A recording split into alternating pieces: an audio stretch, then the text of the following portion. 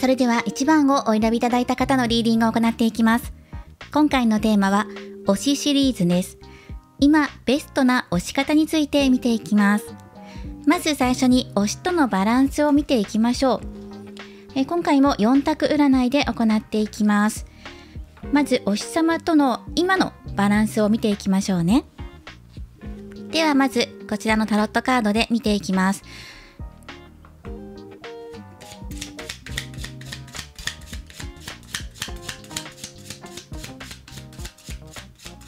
推し様っていうのは一人じゃないかもしれないですよね。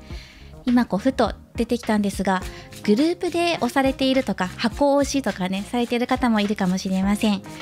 あなたの推しの対象の方々、もしくはね一人かもしれないですよね。と今のあなたのバランス見ていきます。その後にそうですね、推し様の近未来の動き活躍見ていった後に、あなたの推し方いいよって思われているところと、あと気をつけること見ていきます。その後に推し様からのメッセージという形でもらっていきましょう。まずはお二人のというか推し様とのバランス見ていきましょう。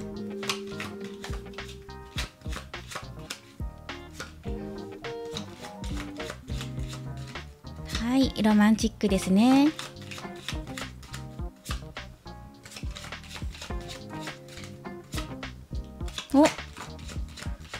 推し様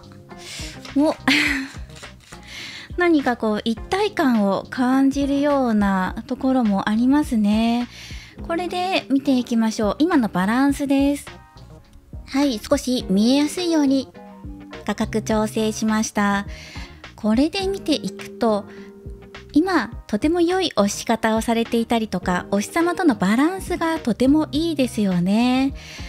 とても共鳴し合ってる、仲良くやれてるとか、あなたにとって今この推し活っていうのがあなたの心を潤すものになっていると思うんですね。ドキドキしているよっていう方もいると思うんですよ。とてもいいですね。推し様との相性がいいので、その推し活を通してあなたの人生が潤っていたりとか、生活に張りが出ていたり、相乗効果が出ています。もし推し様から認知されているのであれば、お互いの相乗効果っていうのが出てきているので、推し様もあなたに対して応援してもらって力がもらえるとか、パワーが湧き上がってくるとかね、そのように思ってくださってると思います。もっと交流していきたいなっていうお気持ちも出てると思うんですよね。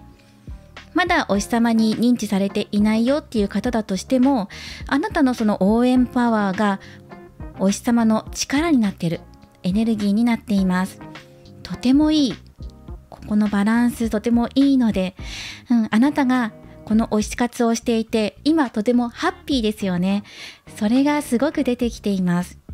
とてもいいですね。あわよくば仲良くなっていきたいとかね、プライベートの仲になっていきたいっていうようなお気持ちもあるでしょうが、でもね、それはあわよくばっていうところなので、何が何でも絶対プライベートの中に持っていくとか、そういう強引さはないんですよね。自分のことを認知してもらえてたら嬉しいなとかね、そういうお気持ちはあると思うんですけど、純粋にこの推し様を応援していきたいっていうところが出てきています。あなたにとってぴったりの推し様なんじゃないかなと出てきています。すごくいいですよ。とてもいいというのですごく相性がいいみたいです。今その推し活で見てるので、プライベートとしてお友達関係じゃないと思うんですよね。大半の方はこの推し様の活動に対してあなたが応援している側っていうことで、ファンっていう側で見てるので、ただこのエネルギーがとてもありますね。この推し様がすごく人気のある方とか、活動も幅広かったり、フォロワーがたくさんいたりとかするんじゃないかなと思います。人気者ですよね。実力もある。今まで積み上げてきた実績っていうのもあるので、長年活動されていた方とか、あとは活動歴はそこまでなかったとしても知識が豊富だったり、推し様が活動するにあたって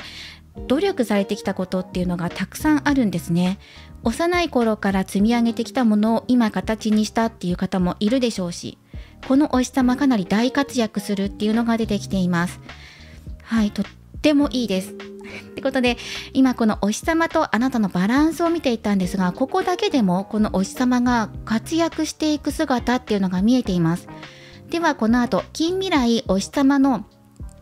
どんな活躍をするのかなとか、何かこう動きがあるのかどうかっていうところを見ていきましょう。このお日様すごく努力家ですよね。あなたともすごく波長が合うので、お日様がこういいなって思っているものがあなたも同じくいいなって思えていたり、例えばね、猫ちゃん好きなんですだとしたら、あなたも猫好きだったりとか、好きな食べ物が似ているとか、聴いている音楽が似ているとか、趣味も似ていたりするんじゃないかなと思うんですね。共通点がすごくある。そして共感できるところもあるし、だからこそ尊敬できるところもあるんじゃないかなと思います。まあね、いいですね。あわよくばお友達になりたいなっていうところもあるんですけど、でもそのお気持ちもでも大事よっていう風に出てきてるんですね。いいのよ。あとね、そのお友達とかプライベートの中になりたいなだけじゃなくて、例えばこのお日様に対してお金使っちゃうとかね、グッズ買ったりとか CD 積んだりとかして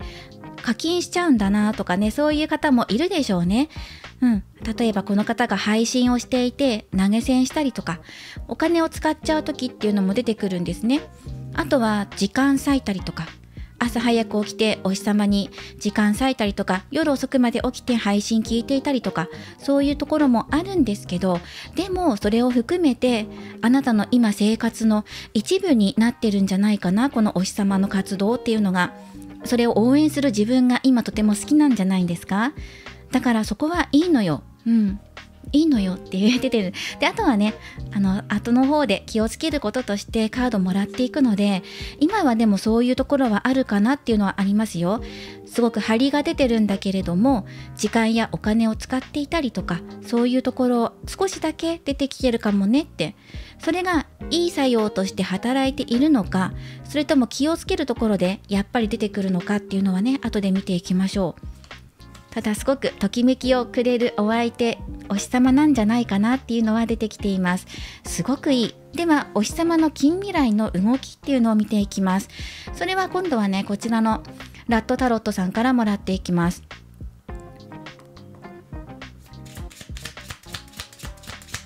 また軽く切っていきますね。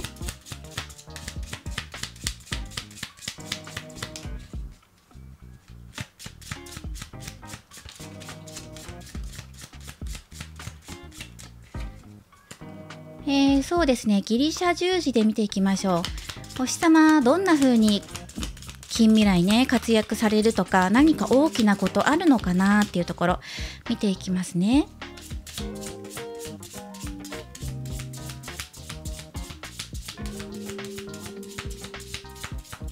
ちょっと価格を大きくした分、大丈夫かな。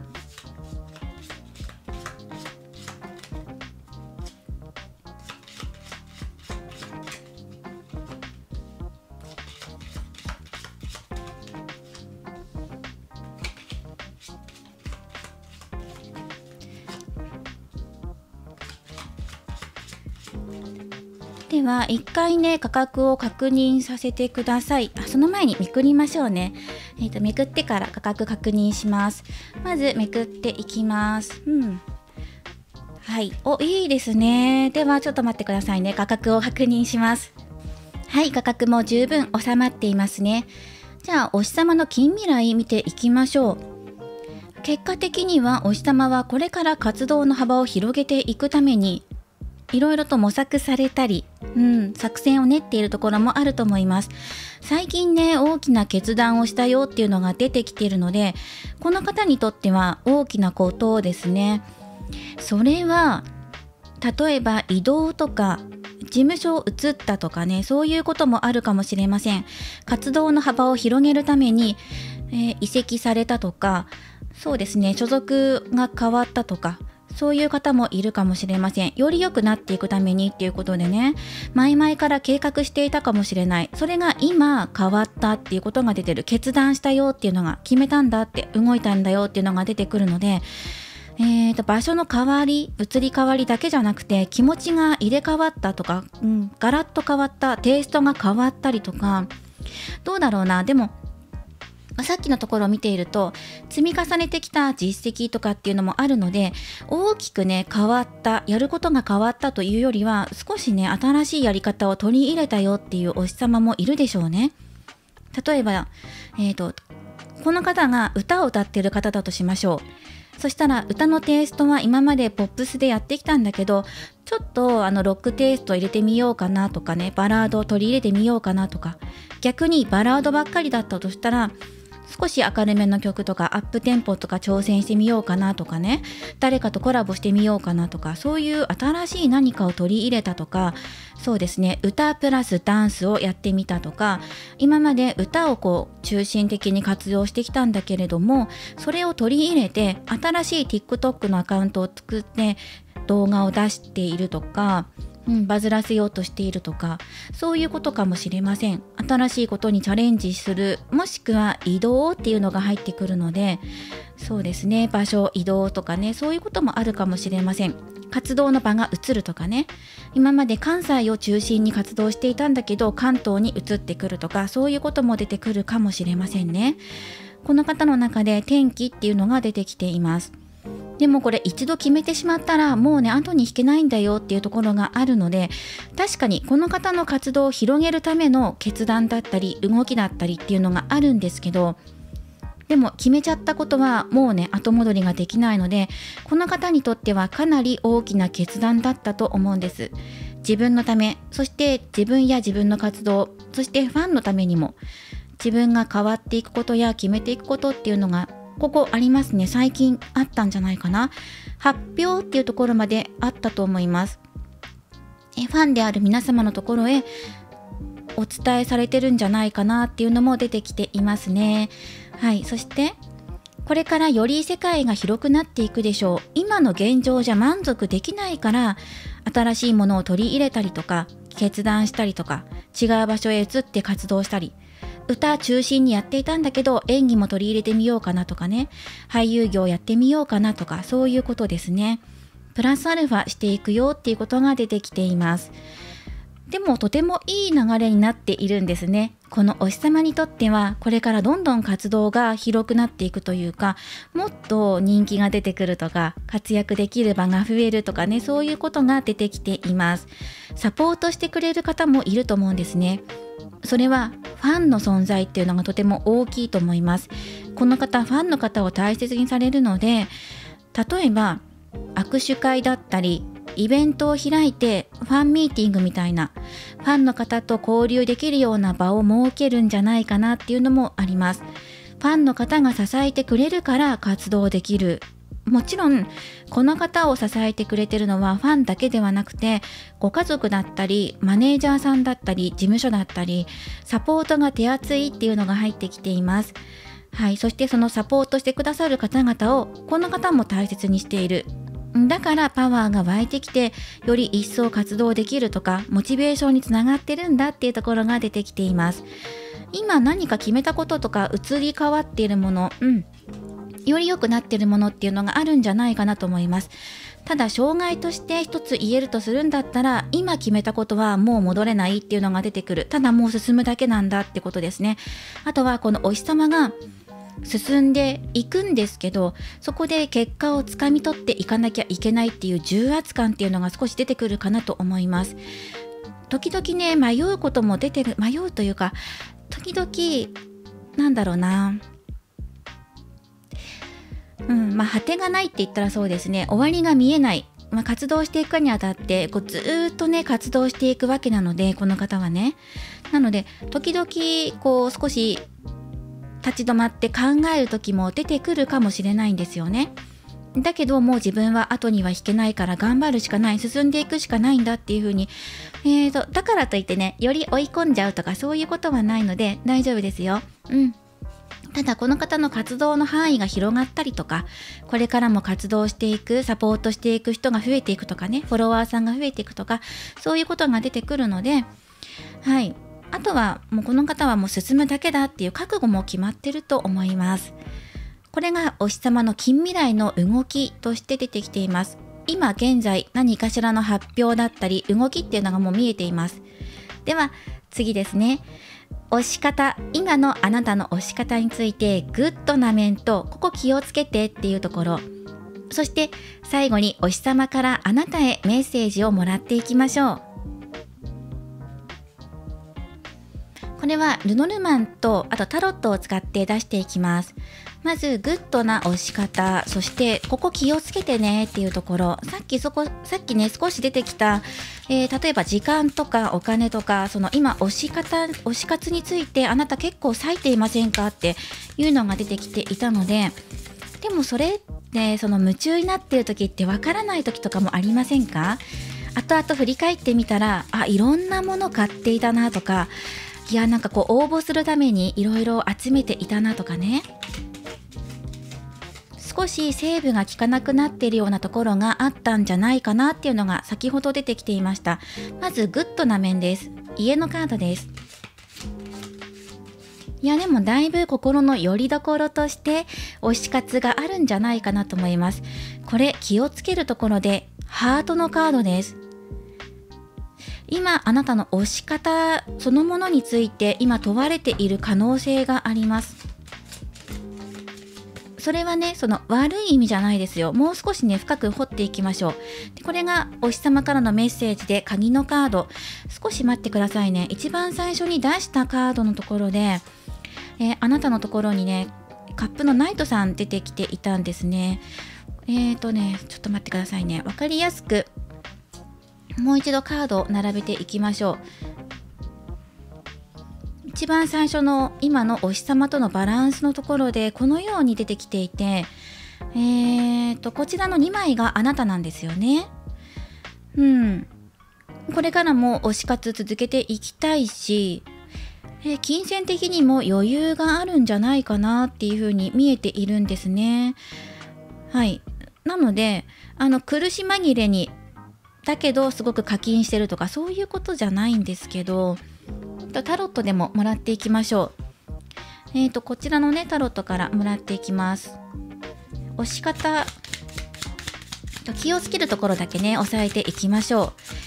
う。ただそのあなたの愛情推し方ね、今そのテーマが推し活なので、やっぱりここでハートが出てくるってことはあなたの心とか愛情っていうところなんですよね。そこが少し気をつけた方がいいよっていう風に出てきていて、例えばお日様に結構とらわれていたりとか、それはプラスな面で考えればねすごくいいことなんですよ。一回しまいますね。いいことなんですよ。なぜかというとお日様がいる存在のねおかげで自分が元気をもらえたりとか、お日様が発信するもの活動されていることを見ることによってあなたもパワーをもらえてるから、それはすごくいいことなんですよね。ただし一歩間違えてしまうと依存関係になりやすかったり、そのお日様に依存しすぎてしまったりとかっていうところもあるのかな。お日様はやっぱりこうファンの方と二人三脚でやっていきたいとか、そういうお気持ちがあるんですよね。同じ距離感だったり同じ熱量でやっていきたい、応援してもらった分応えたいと思うしね、コミュニケーション取っていきたいっていうのがあるから、やっぱりこうファンの方と、密にコミュニケーションが取れるような、例えばインスタライブだったりとか、チャットとかねメッセージのやり取りとか、ファンクラブ、ファンサイトの中でもファンの方のメッセージをちゃんと見ていたりとかもすると思うんですね。コメントを拾っていたりとかっていうところもあると思うんです。でそしてちょっと待ってくださいね。このラットタロットさんからももらっていきましょう。ここ最後の指名のお日様のメッセージも入ってますからね。そうだな。ちょっとタロットを見てみましょう。ただこの推し活をしてる時のあなたってすごく今優しい気持ちになれるというか、穏やかな気持ちになれるというか、幸せっていう風に思えてるんじゃないかなと思うんですね。このお日様と出会えたことによって。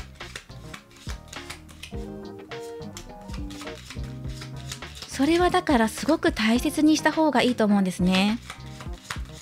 少し現実を見れていないかなっていうところも正直出てはきているんですけど、でも推しってあなたにとって夢を与えてくれる存在だから夢見てもいいよっていう感じでも入ってくるんですけどね。節制のカードですね。大丈夫、私ちゃんとやってますよっていうねところが出てきています。さっき私がね依存しすぎなところあるかもっていう形で言わせていただいたんですけど、そのあたりは大丈夫みたい。今のあなたの推し方がちょうどいいので、多分ね毎日推されてるとか推しのこと考えていたりとかしてるんじゃないんですかって、プラスワクワクしていたり仕事のモチベーションが上がっていたりとか、やっぱりね日々の生活満たされているとか育まれているよっていうところが出てきているから、あなたにとってこの推しは心の支えっていうところが出てきている。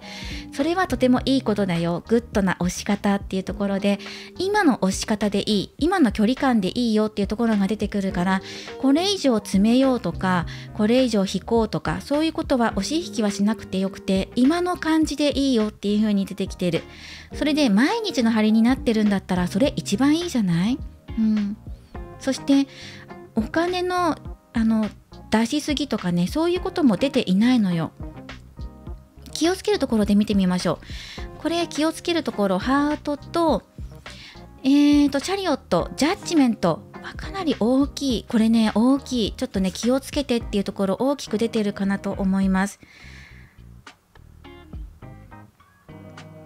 これ例えばあなたが今恋人がいてとか、現実あなたの生活の周りに大切な人がいるとして、で今その方々をここに大切なんだけどね、ここに置いて推し活の時間にめちゃくちゃ集中していたりとか、心を奪われすぎな感じもする。程よいよって、今推し方はちょうどいいよって言われてるんだけど、気をつけるところであなたのお気持ちだったり行動かな、何かね大きなことを決めようとしていたり、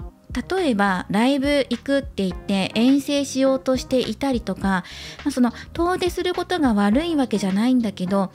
一回ねあなたが進もうと思ってること、自分の気持ちのままにあなたのときめきに合わせて動こうとしていることとか、ここもそうですよね。例えば再チャレンジしようとしていること、一回落選しちゃったんだけど、やっぱり粘り強く当選するまで申し込もうとか、見切り席を取るまで頑張ろうとかね、私もあるんですけどね、そこに対してちょっとストップがかかってるような状態、夢中になりすぎてるところが少し出てるかも。それはお金じゃなくて気持ち的なこと。恋は盲目とも言うんですけど、推しは盲目的な感じで、気持ちが盛り上がりすぎていて今現実見えていないところがあったりとか、いやでもこう見ていくとお金じゃなくて時間だったりあなたの気持ちのバランスっていうところでも出てくるかなと思います。欲しいものがあってそのために勢いが止まらなかったりとかね、っていうところが少しだけ気をつけた方がいいねっていう感じで出てくるんですね。そこまでマイナスなカードじゃないからあまり深く重く受け止めなくてもいいんだけども、それでもかなり大きなことが出てるかなと思うんですね。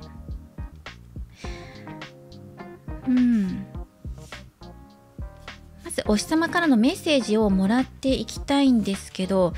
ちょっと待ってくださいね。お日様のメッセージ、そうね、やはりあなたが推し活のことで何か咲いてるものがあるんじゃないかなっていうのが出てきています。あなたの中では、いや私大丈夫、バランス取れてやれてるよって思ってるかもしれないんだけど、見逃してるところで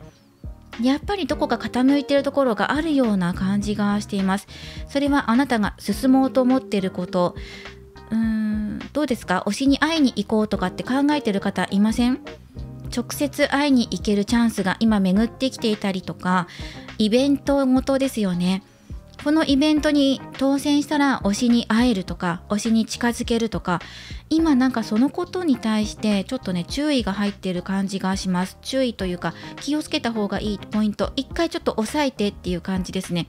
よくよく検討してもう一度考えてみてとか、そうですね、なんか勢いのままに進もうとしているようなところも少しだけあります。そうですね、だからといって生活が崩壊しちゃうとか、心身のバランスが崩れるとか、そういうことじゃないんだけれども、今あなたの中で会いに行こうとしていることありませんか？推しに近づくチャンスが今あるとか、イベント、舞台、何かあるのかな？そこをあまり今一回立ち止まって考えてっていうところで出てきています。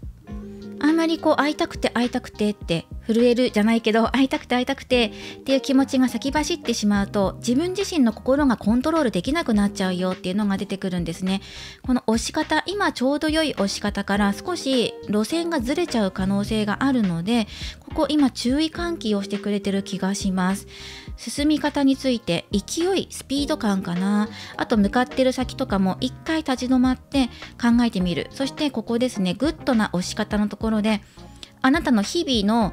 もちろんね、張りになってるし、心が安定するしね、この推し活してると。だし、バランスもうまく取れているんだけれども、またここに立ち戻って、こういう状態でいられるようにしておくことっていうのがいいかな。安定している。あなたの心が安定していたりとか、あと推しってどうしても夢中になっちゃうから、その推しがね近くでいるとか近くで会えるとか、そういうことになってくると熱が入っちゃうんだよね。どうしても分かってはいるんだけどね、分かってはいるんだけど熱が入りすぎちゃって、それで自分で調整聞ける範囲だったらまだいいんだけれど、時には調整効かなくなっちゃう時もある。私も実際あるのね。最近というか去年の話とかなんですけど、ライブ行き過ぎて、あとはグッズをたくさん買ったりとか、どうしてもねコンプリートしたくて、グッズコンプリートするまで、もう全種類揃えるまでいっぱい買っちゃうとかね、そのランダムで来るグッズですよ、それを全部ね揃えるまで集めちゃうとか、 SNS 使ってね交換やり取りしたりとか、そういうのに熱をね入れすぎてしまっていた時期があったので、私自身もね見直したんですよ。推しって確かに自分の張りを与えてくれるものなんだけれども、行き過ぎてしまうとやっぱりペースが乱されちゃうというかね、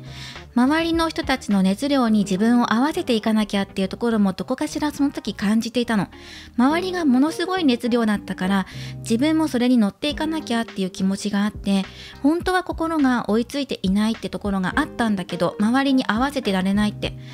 どっちかっていうとマイペースに押していきたいっていうところがあったんだけど、周りの人って先着順とか当日販売とかそういうのも狙って、もう変えたらもう 2,3 時間かけてでもバーって新幹線で行っちゃうぐらいの勢いの推しの方たちがいて、自分もそれに合わせていかなきゃとか、グッズもコンプリートしてる人たちがほとんどだったから、じゃあ自分もコンプリートしなきゃなとか、そういう気持ちになんかなっていたところがあったのね。で本当はなんか熱量の差っていうのを感じていたんだけど、でも周りに合わせて自分も推し活しているところが去年あったので、私はそれを手放したんですよ。今年入って早々に手放しました。それはね話すと長くなっちゃうから、アフタートークでもしね時間があれば話すんですけど、いろいろあってね、自分の中で心の整理をちゃんとつけて、それで自分はマイペースにやっていこうって、自分の中の安定さをまず一番に取ったんですね。周りに合わせることなく、無理することなくってことで、いろんな面でね調整をかけたので、今だいぶ落ち着いて遠くからね推し活しています。それは自分にとってはプラスになったかもしれないけど、でも直接推しに会えなくなったとか、推しに会う機会が少なくなった、あえて少なくしたから距離を取った分ね、やっぱり遠く感じるなってところは出てきていたんだけれど、でもそれは自分で納得してね、今そうやって推し活しています。はい、で多分ねそういうことをここで出てるんじゃないかなと思うんです。周りとかっていうのも関係してくるかもしれないんだけど、あなたの今心の熱量っていうところで、例えば生活に圧がかかっていることがあったり、あとあなたが今進もうと思っていることだよね、やっていることもそうだし、もう一度こっちに立ち戻ってみて、こっちどっちかっていうと日常生活のことを大きく表しているカードが多いんですよね。あなたの日々のことだったり、バランスをとっていくこととかね、距離感を保つことっていうことが出てきているので、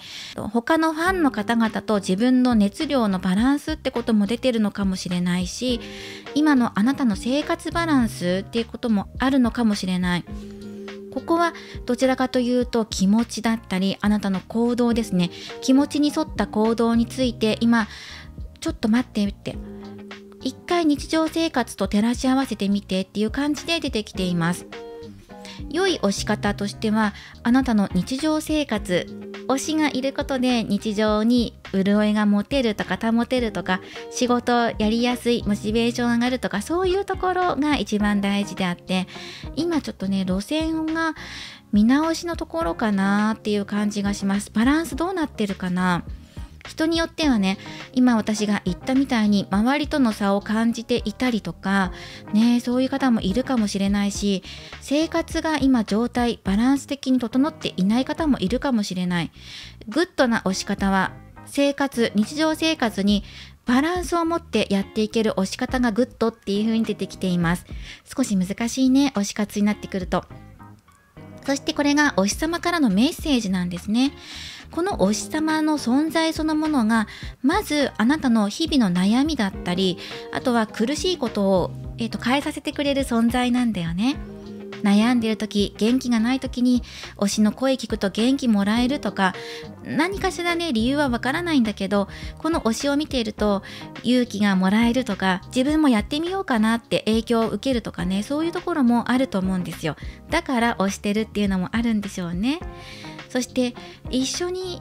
いたいとか、一緒にいたいっていうのは推し活やっていきたい、っていう風にあなたの中で思ってる。これからも応援していきたいし、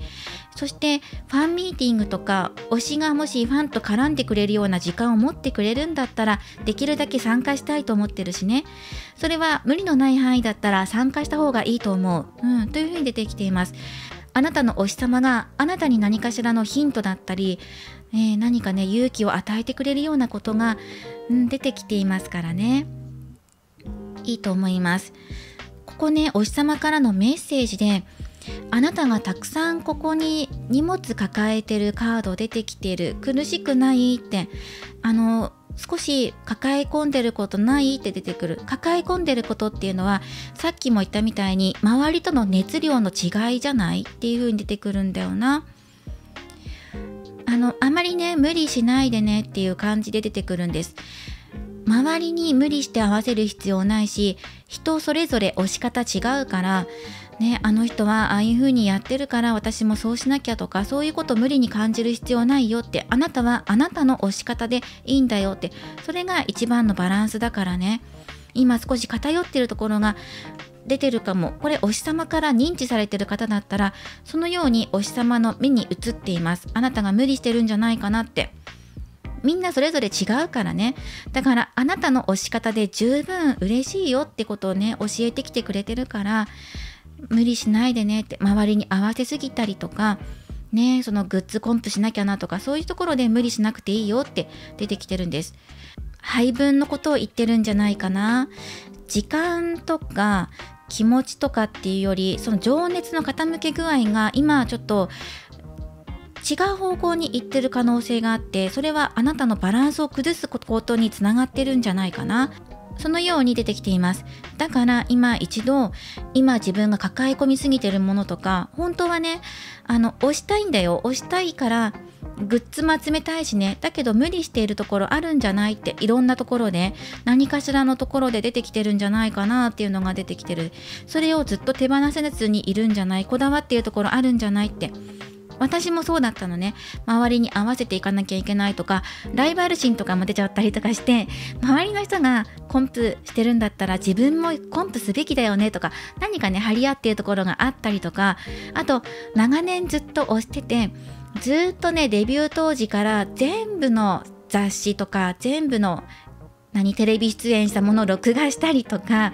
その何かしら全部の活動っていうのを記録して取っておいていたから、一つでも欠けちゃうともうダメなんじゃないっていう風な自分で圧をかけてるところがあったんですよ。だから読まないのに雑誌がどんどん溜まっていったりとか、ただ集めるだけとか、ただね録画するだけで見ないまま時が過ぎちゃうとか、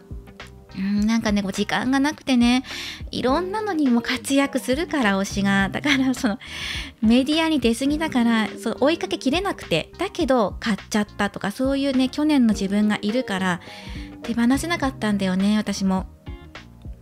自分の中でこだわりみたいに思っていて、絶対ね大切にしたいんだって。だけどその今自分で大切にしたい、これは手放せないんだって思ってることって、本当は手放したら結構楽になるんじゃないってことを出てきています。教えてきてくれてる推しが。もし推しさんがあなたのことを認識していなかったとしても、多分この推しさんってそこまで無理して自分のことを推してほしいとか、あなたの生活バランスが乱れてまで推してほしいとか、そういうね無理をしてっていう感じじゃないと思うんですね。思いやりのある方だから、程よい感じでお互いコミュニケーション取っていけたらいいし、ポジティブとポジティブのエネルギーが組み合わさった方が良いものできるよねっていうような感覚の方なので、だから無理してると多分辛いって思っちゃうと思うんですね。いろんなグッズ出ていたり、いろんな作品出してるけど、好きな時に好きなものを手に取ってくれたらいいよっていう感じがしてきました。はい、ということで、お日様からのメッセージ、そして今ね、気をつけること、どんな風にしたら今、良い推し方になっていくのかなっていうところで、初めは今グッドなところ、どこなんだろうっていう感じで見たんですけど、でも全部のカードを合わせていくと、これが今あなたにとっての良い推し方、良い距離感で、今これを気をつけると、より良くなっていくねっていう風に読んだ方がいいなと思いました。はい、そのように、お受け取りください。今ここですね、熱量っていうところで、今一度今見てみてって、あなたの推し方、進め方、どこか無理してるところとか、手放せなくなっているものがあるかもって、それを手放した瞬間に楽になってより良くなっていけると思います。はい、出てきていました。では、こちらですね、お選びいただいたオラクルカードからメッセージをもらっていきます。こちらはこのオラクルカードです。ヒーリングウーマンのオラクルカード。これはですね、植物の世界にインスパイアされたオラクルカードです。植物がルーツになっています。はい、ということで、このカードはモチーフになっているのが綿ですね。それがモチーフです。メッセージは繊細さを表しています。そしてその繊細なあなたを包み込んでくれるような存在がこのお日様です。綿ですね。ふわふわした綿に包まれています。眉になっているんですね。これは眉を表しています。あなたの周りを包んでくれるふわふわした優しい眉のような存在のお日様です。なのでこのお日様に包まれている時、お日様のエネルギーに包まれている時っていうのは、あなたはとてもリラックスできていると思うんですね。そしてこのお日様を見ていると、癒しの他に前向きになれたりとか、だから元気のない時にこのお日様の活動、配信だったり、何かしらのね作品を見ることによってより前向きになれる気持ちっていうのが出てきてると思うんですね。守られていると思うんです。お日様のエネルギーにあなたがとっても傷つきやすかったり、繊細な気持ちがあなたにはありますからね。または繊細っていうことはロマンチストでもあるんですよ。そうですね。ときめきを大切にしていたりとか、お日様に寄り添っている時のこの関係性や距離感、自分のその時の気持ちっていうのをあなたはとっても大切にしているので、でもその気持ちはね、大切にしていていいんだよ。お日様から今包み込んでもらっているこのエネルギーっていうのをちゃんと受け止めてくださいね。あなたは包まれているんだって、お日様のエネルギーに。だから今この気をつけるところっていうところ、もう一度ね見返してみてって、あんまり無理しなくていいよってお日様言ってる。あなた一生懸命ねいっぱいたくさん持ってるんですよ、荷物を。そんなにいっぱい抱えなくていいよっていう風に教えてきてくれてるので、このお日様が何かしらのヒントをあなたにくれるのかもしれません。それは推し方について何か一言メッセージがあるとか、あとはそういうことじゃなくて、あなた自身が今その推し活もそうなんだけど、それ以外でいっぱいいっぱいになっていることがあるんだったら、この、お日様を通してそれを解決するようなヒントっていうのも出てくるかもしれないので、まずこのお日様はずっと推していった方がいいんじゃないかなというふうには出てきています。なんかねもうダメだよとかそういうことじゃなくて、このお日様がずっとあなたの心に寄り添ってくれるというか、この推しとしての存在としてあなたを包み込んでくれているから、安心してそこはね心を任せていきましょう、推し活していきましょうっていうところがあります。はい、今回は推しシリーズ、今ベストな推し方や気をつけるべきポイント、お日様からのメッセージをいただいていきました。このお日様ね、近未来活躍することや、これ決めましたって発表するようなことも近々出てくると思いますので、それを見て応援していきましょう。これからもリーディング動画を投稿していきますので、高評価やコメント、そしてチャンネル登録をよろしくお願いします。ではまた次回の動画でお会いしましょう。最後までご覧いただきありがとうございました。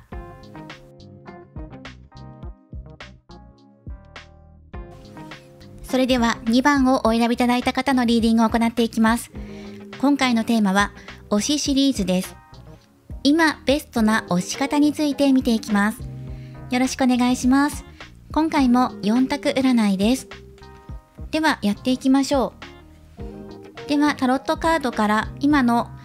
お日様とのバランス見ていきましょう。軽くシャッフルしていきます。タロットカードすべて正位置採用です。価格を今回アップにしていますので、都度価格にちゃんと入っているかどうか確認しながらやっていきます。もう少し切っていきますね。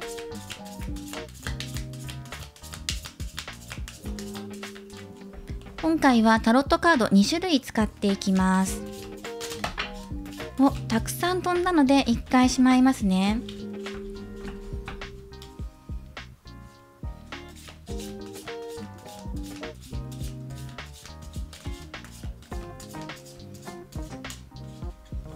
では見ていきましょう。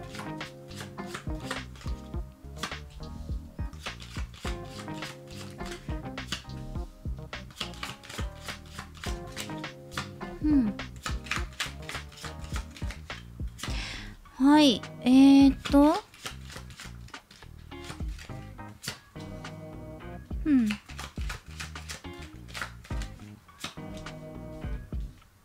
はい、ではここで笑っていきましょう。エンペラー、はい、出てきています。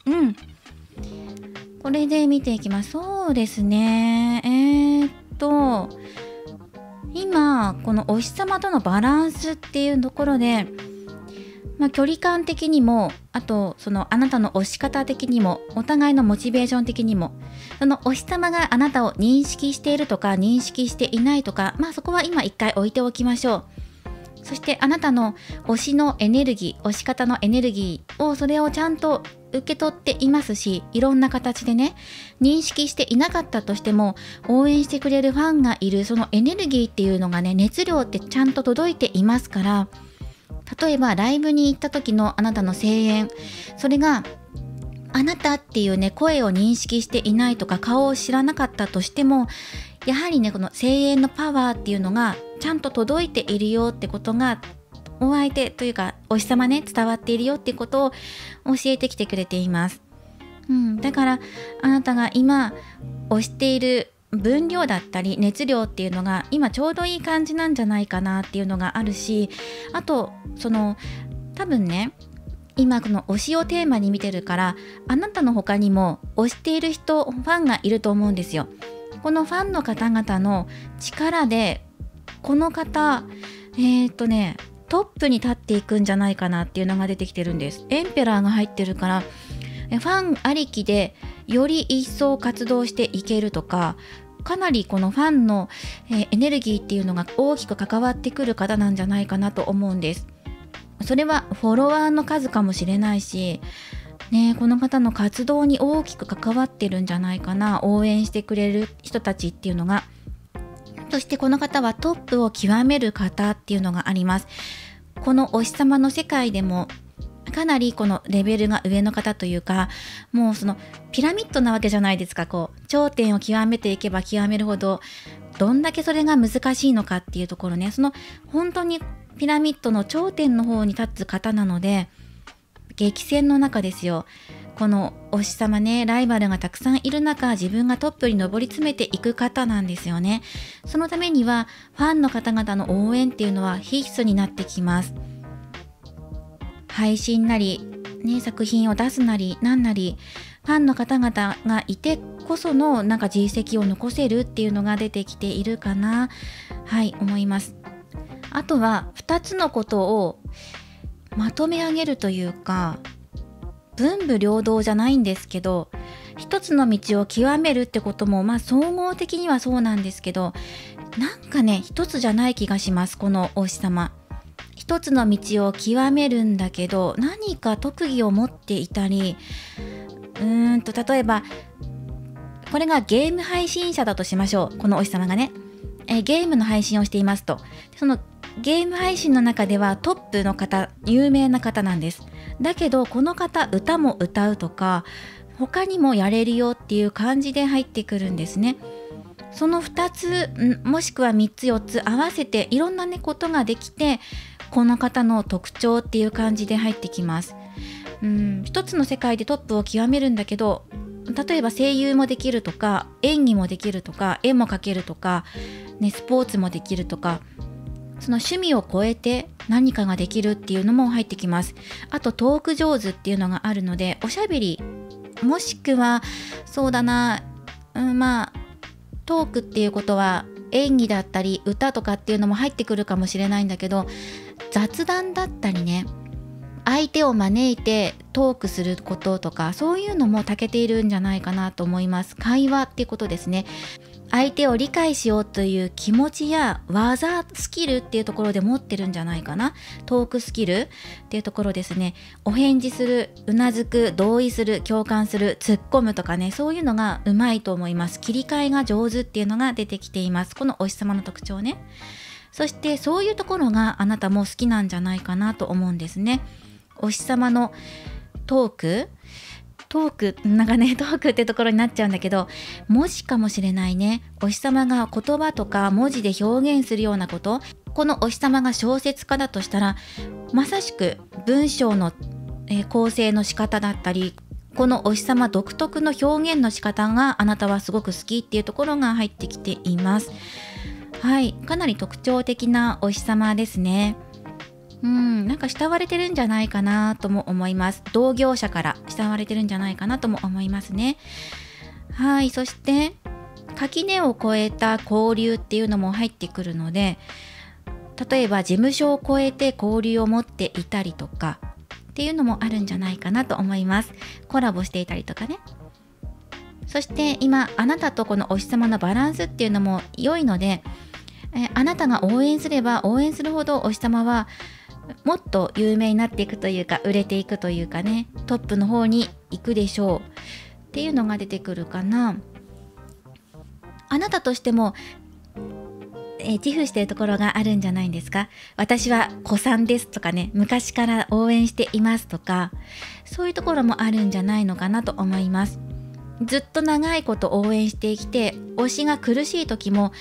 ずっとね応援してきたんですとか、苦しいところも見てきましたとか、そういう感じが、歴史を感じますね。長いことずっと応援していますとか、多分このお師様は苦しかった時もあったと思います。表面的に活動休止になったりとか追い込まれるようなこともあったかもしれないね。なんかこの変わってきた、移り変わりを見てきたよっていうのがあるので、例えばね、表面的に活動が休止していなかったお師様だとしても、あなただったらちょっと今日体調悪いんじゃないとか、なんかこうモチベ下がってきてるなとか、そういうところまで感じ取ることができてるんじゃないかなと思うんです。またはそのようにあなた自身も自覚されてるというかね、思う節があるんじゃないかなと思っています。そういうところもあるんじゃないかな。自分が推しさんの状態を常に知ってますよっていう感じもします。伝わってくるよっていう風にね、見えてきています。ということで、このお日様と今のあなたの関係性っていうところを見ていきました。いいですね。あなたはこのお日様のファンの中でもだいぶパワー強くお日様を押されているというか、ファンの中でもひときわ押されているんじゃないかなと思います。エネルギーが強いというかね。ではその今のお日様とのバランスを見ていきました。ただ今ちょうど良いバランスが取れていたりとかね、いい感じだよっていう感じで入ってくるので、あとは今これから見ていくのはお日様の近未来です。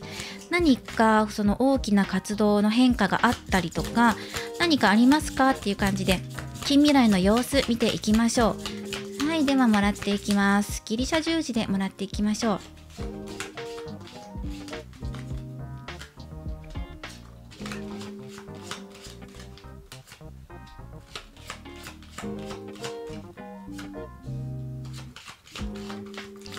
確認してるので大丈夫だと思うんですけどね、画角に入ってると思うんですが、一回確認します。確認する前にめくりましょうね。めくってから確認します。はい、ではちょっと確認します。はい、大丈夫そうですね。こんな感じかな。はい、お日様の近未来の活動っていうところを見ていきます。この方ね、今スランプなんじゃないかなっていうのが出てきています。あなたもそれを感じてるんじゃないかな。何か作り出そうとしていたり、クリエイトしている方だとしたらね、クリエイターさんだとしたら作品を描こうとしていたり生み出そうとしていたりね、その小説なり歌なりこの方の活動しているものを何か作り出そうとしていることがあるんだけど、今ちょっと詰まってる感じがします。自分のモチベーションが今上がってないのかな、モチベーション低下してるのかなっていう感じもしますね。ちょっと気まぐれ感があるというか持続性がないんですよ。なんで持続性がないのかなっていうところを見ていくと、そうだね、その原因そのものがまず持続性がないっていう風に出てきているので、結果的に今見直しの段階に入っているから何か見直さなきゃいけない、何かっていうのはそうだな、自分が継続できていないことをやろうとしていたからなんじゃないかな。始めたことが継続性、続かないってことだよね。何かひらめいてやってみようって思ったんだけど結局続かないとか、例えば自分で活動している他以外にインスタライブ毎月1回やりますとか何か自分で宣言したことがあってだけどそれって結局続いていないとか、そういうところで今ちょっと詰まってる感じがします。結局自分で自分の首を絞めちゃってるというか、宣言したことに対して実行できていないっていうところがちょっとだけあるかな。余計自分の活動の幅を狭めちゃったり余計忙しくさせちゃったりとか余裕がなくなってきてるんですね、この人。自分で宣言したことじゃないかもしれない。だけども今の状態としてちょっと詰まってる感じがします。それは例えばね、非難されることも出てくるんじゃないかな。この方の活動についてできてないじゃんとか言った通りにやってないじゃんとかね、釣りじゃんとかっていう感じで言われてる感じもするんですよね。今ちょっと苦しいかなっていう感じがします。立て直したいところですね、この方ね。どうしたらうまくいくかなっていう感じで考えてます。それは売り上げが低下してるとかっていうことにつながってるかもしれません。なんかね、やってみたことが続かなかったからそれが成果となって帰ってこないし、周りからも続いてないじゃんとかね、なんかそういう圧もあるのかな。続けてヒット作品出さなきゃいけないとかね、常に自分が出したものが、再生回数回らなきゃいけないとかね、配信者さんだとしたらね、そういうこともあるかもしれません。歌手だったら自分が出した新曲、どんどんと新曲出していかなきゃいけない、その圧に押しつぶされそうとか、出しても売り上げ伸びないから悩んでるとかね、そういう行き詰まりっていう感じが入ってきます。その結果によって非難されることも出てきてるんじゃないかなと思います。ファンかもしれないし、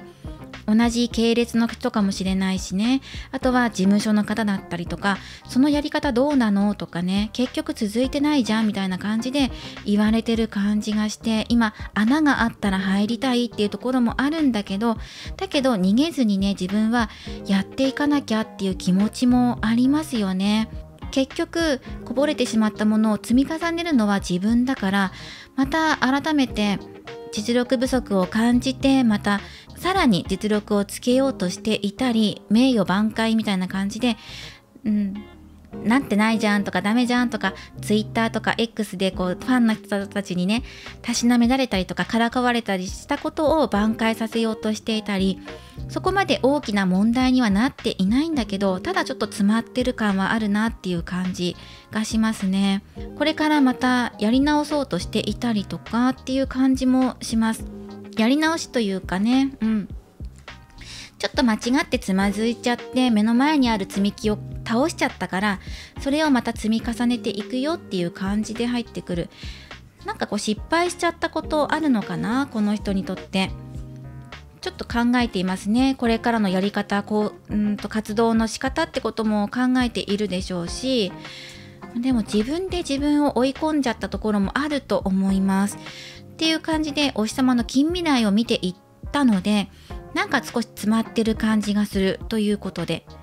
伸びないなとかね、そういうことかな。ということで、では行きましょう。次、押し方についてのこと、あなたの押し方ですねについてのことで、こんな風に押していけばいい、どんな風に押していけばいいですかっていうことに対してのアドバイスと、ここを少し気をつけた方がいいよっていうところ、あとお日様からのメッセージということでもらっていきましょう。ルノルマンを使って1枚ずつ出していきます。それにタロットカードを足していきましょう。なんかね、詰まりを感じますね。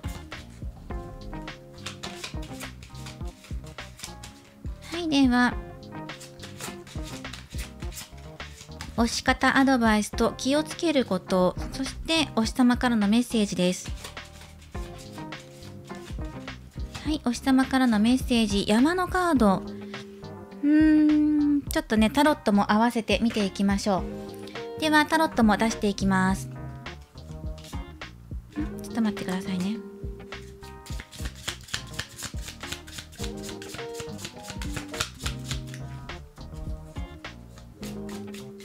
これ、お日様が詰まってる原因ってファンにもあるんじゃないかな。どうだろう、ファンの人から一部ね、できてないじゃん的な、なんだろうな、結構活動的な方ですか、このお日様。頻繁に活動されている、毎日何か更新していたりとかねっていうところもあるのかな。それに対して一部からかい的なねものが入っていたりとか、ヤジ的な感じでね、ヤジ、お日様がそこまでこう心の負担になるようなことじゃないかもしれないけど、ちょっとだけね不利な感じもするんですよね。やられちゃってるなーっていう感じ、自分で自分の、活動範囲を狭めてる感じもするんだけど、でも周りからの圧っていうのもやっぱりあるんじゃないかな。本当はね、こうかわしていければ、うまくかわしていければいいんだけど、うまくかわす策っていうのも考えてはいるんだけど、まだそれがかわせていないような感じが入ってくるかな。まだまだこれから勉強していかなきゃ、学んでいかなきゃって、スキルとかこの方のやり方に対して、技術面に対して何か言う人もいるかもしれませんね。はい、ソードの8、タワー、ペンタクルエース。いやー、そうね、お日様なんか近未来何かあるかもねっていう感じで入ってくるかな。ラットタロットさんからももらっていきましょう。ちょっと苦しいかもね、お日様的には。あれじゃない？言葉じゃない？やっぱりさっき出てきたトーク上手っていうトーク、おしゃべりじゃないかもしれないけどね。いやでも多分ね、言葉をかなりうまく使われている方なんだけど、なんか炎上してるのかな、何かそれでそれ違うんじゃない的な、なんだろうな、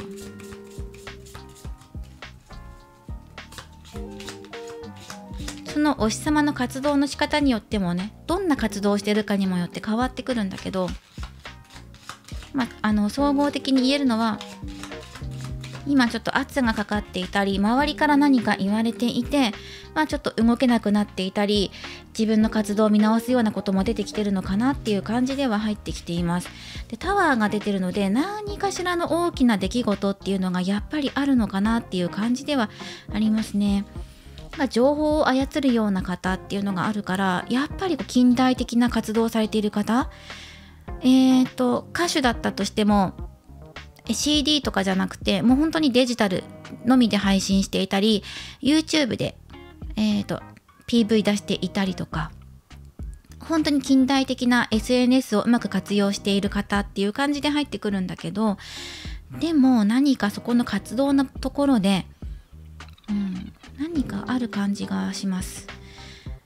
これはアドバイス的で後でもらっていくんですけど、なんかね、それはあなたも大きく知ってることなんじゃないんですか。そのお日様の見えてるんじゃない、今やられてる活動が今後どうなるのかとか、周りからどんな風に、例えば一部の方からは違うんじゃないって言われていることを知っているとか、全体的に今行き詰まりを感じていて応援してくれる人もいるんだけど、一部ではそのファンの中にはね、離れちゃうような人もいたりとかして、それをあなたはずっと見ているんじゃないかなっていう感じも入ってきています。よく知ってるんじゃないかな、お日様の今の現状だったり、これから先こうなっていくんだろうなっていう、なんとなくね予感がしていたりとか、あります。そして今の押し方で気をつけることとして、やっぱりここね、お日様に大きく関わってくるかな。お日様を応援してくれてるファンの方々との交流っていうところもそうだし、ファンの間で分裂が出てるんじゃないかなっていうのが入ってくるんですね。あとはやっぱり動けないっていうのが入ってくるので、お日様の活動が今制限かかってるような感じ。今まで頑張って活動してきたんだけど、今ストップかかってませんっていう風に。だからそれに伴ってファンの人も今一時休止的な感じ。一時休止というか模索してるんだよね。これからどの場所で活動していけばいいんだろうとか、何かね連動してるんです。ファンの方とお日様が。推しが今行き詰まってるからファンも動揺していたりとか、なんかね大きな出来事っていう感じで入ってくるので、衝撃的なことがあったんじゃないのかな。推しの活動、もしくは推しの、ファンの中での分裂っていう感じで入ってきます。勢いのある側と動けない側と大きく二分化してるのか、何かね二極化してるのか、そういう感じで入ってきています。どちらにしろ動きづらいなっていう今の現状ですね。推しもファンもどっちも動きづらいな、派閥ができてるのかもしれませんね。もっとなんか推しとファンの間でもなんか波が立つようなことが出てきているかもしれません。なんだろう、スキャンダル的なね、大きく言ってしまえば何かそれが水面下に今いたものが表に出てきているような感じもします。出てくる感じがします。そして今あなたにここね、押し方、あなたの押し方として気をつけた方がいいよっていうところで、やっぱり同じファン同士のコミュニティっていうところで今注意が必要だなっていう感じで入ってきます。ファン同士の集いだったりありませんか？推しは関係ないんだけど、ファン同士で会ったりとかイベントをやったり、例えば推しの誕生日に何か広告出すとか、ファン同士で何かしようっていう時にここ少し気をつけた方がいいよっていう風に入ってきます。これはそうなんじゃないかな。もう少し、慎重に物事を動かしていく。もしあなたが他のファンの人たちとまとまって何かをやろうとしていたりとかするのであれば、集まったりとかね、人脈を広げたりとか、そういうことをするのであれば、少し一回ちょっとそこ立ち止まった方がいいかもっていう感じで入ってきます。大きな出来事、例えばあなたがどっちの派閥につくみたいな感じで選択を迫られたりとか、初めはいいんですよ。初めはファン同士のつながり、コミュニティだとか言ってやり取りして SNS でつながっていくのいいんだけど、後々それ自分の中でプレッシャーに感じることになったりとか、動けなくなっちゃったり発言しづらくなっちゃったりっていうところにつながってくるので、このファン同士とのコミュニティっていうところで少し気をつけた方がいいかもっていうのが出てきています。じゃないと自分が自分らしく押せなくなっちゃうんだよねっていうところが出てくるのね。そうですね。かなりここね、ここだな、ここ。周りとのコミュニケーションだったり、協力し合ったり、人脈を広げていく、つまりファン同士の交流ですよね、を広げていくところにいらっしゃるんじゃないかな、あなたが。今、推しは置いといてね。推しの活動は一回置いといても、それでも関わってくるとしても、推しが今ちょっと詰まってるような状態だから、そこに対してファンの動きも今ちょっと変わってきてるんじゃないかなって出てきています。もしくはもっとね、ファンの交流を広げていこうってあなたが考えてるのであれば、ちょっと待ってっていう感じ。まず推しのこれからの活動で予感してるものありますよね。そこで判断してください。多分あなたが今伝わってることは多分ね、これからその予感が当たる感じがします。推しが詰まりそうっていう感じが入ってくるので、それを予感してるのであれば、今ちょっとこのファンの人たちとの集まりには参加しないでおくとか、自分のペースを、守っておく、自分の領域を守っておくってことが今必要になってくるんじゃないかな。じゃないとあなた自身が動きづらくなっちゃったり、余計痛みっていうところを抱えちゃう感じがする。今ちょっと苦しいかな。今というかこれから先苦しいことが出てくるかもしれない。あなたにとっては受け入れがたいことね、ファンの分裂とかが出てきて、それを見るのが辛いとかありますよね。ファン同士の熱量の違いとか、ファンの中で争っちゃうとかね。例えば推しがこの服装どうなのとかね、この髪型どうなのとか、ヘアチェンジしたの見てね、やれこうだああだとかね、そういうことを見てるのが辛いとかね、なんか大きく分かれちゃうようなことあるんじゃないかな。ファン同士の中の派閥とかっていう感じで入ってきますよ。それに対してあなた自身も苦しいだろうし、まず推し自身の活動が今ちょっとね制限されてるようなところがあるから、もう一度積み上げていかなきゃいけない、やり直していかなきゃいけないようなことが今推しの活動で出てきてるから、そこに対しても周りが揺れてるような感じかな。今ちょっとね気をつける感じで入ってきていますね。推しはやっぱり信頼回復というか、一回分裂してしまったことや詰まってしまったことに対してもう一度流れを良くさせようと思ってね、詰まりをなんとかね取ろうと思って、循環良くしようと思ってやるんですよ。取り組むんですよ。一回失った信頼を取り戻そうとするのか、落ちてしまった成績を上げようとするのか、挽回する方に向かって活動していくんですよね。地道にまたねコツコツ積み重ねていこうって、本当に小さなことから始めていこうっていう感じでやられていくと思うんです。初心に帰ってもう一度ね大切にしていこうとか、大切にするっていうのは自分の活動かもしれないし、自分の発言、何か出現しちゃってそれをね、ちゃんと誠心誠意込めてまた活動し直すことなのかもしれないし、そうだな、みんな喧嘩しないでとか、あと自分のせいで分裂しちゃって悲しいよっていうのも入ってくるんだけど、うまくそれをまとめようとするんじゃないかなっていうのが出てきています。ファン同士をまとめるように取り組むのかもしれないし、でもこの方のね今うまく活動できていないことを乗り越えようとするってことですね。バランス取れていなかったものをうまくバランス取ろうとするっていうのが出てくる。そしてあなたとこの推し様のバランス関係っていうところで見ると、推し様のねその辛いこととかをあなたはずっと見てきたんじゃないかなっていうふうに今先ほどねお伝えしたので、お日様が移り変わっていったりとか活動していくところとかもあなたはずっと見てきた方だと思うんですね。だからそのあなたが心配していることを的中しなきゃいいなって思っていることが的中しそうな感じ。それは直感ではなくて今までの予測っていうのができているからなんじゃないかなっていうのがありますね。かなりこのお日様の中では課題ですよね。何かね詰まってるものを感じます。それによってあなたは見えていたものがあるんだけど、それが実現的にお日様が詰まっちゃうと、それによってあなたもかなり詰まっちゃう、連動してる感じがします。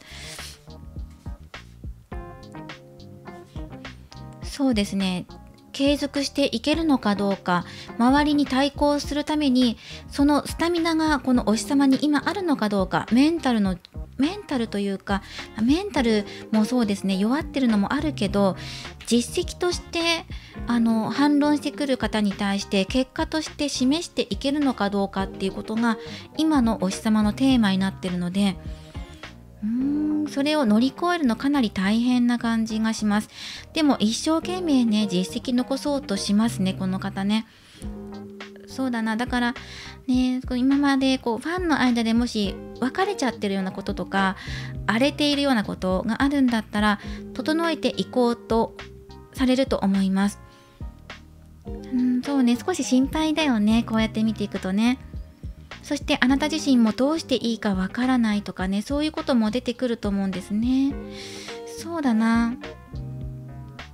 あなたがより自分らしく推し活していけるためにもっていうことで、あまり周りのことに振り回されないってこともそうだね。自分の領域を守っていくことっていうのがかなり大きく働いてくるかなと思います。少しね出しましょう。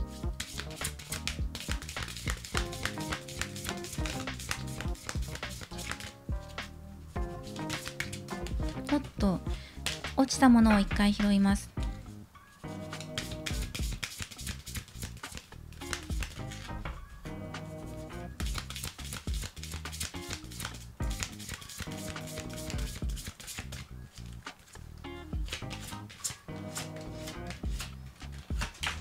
よし。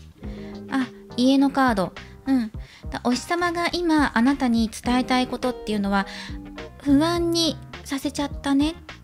安心してって、この安心とか信頼っていうのをあなたに届けたいっていうことを言ってきてくれています。不安になっちゃったことあるのかな、最近お日様の活動を見ていて衝撃を受けたこととか、それはファン同士の争いかもしれないね。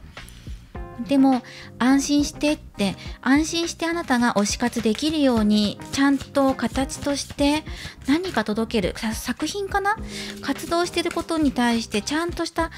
何かね、安心できるもの届けるからねっていう風には出てきています。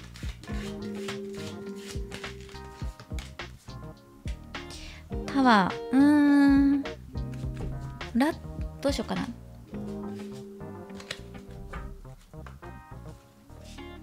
そうなんですよね。なんだろう、お日様を一番にしようと思ってあなたが頑張るのかなっていうこともあるのかな。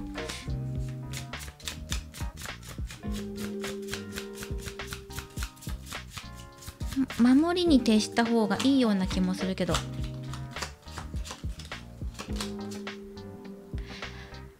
バンドのクイーン、周りに何と言われようとあなたはあなたらしくいてくださいっていうのが今一番ベストな推し方で、お日様の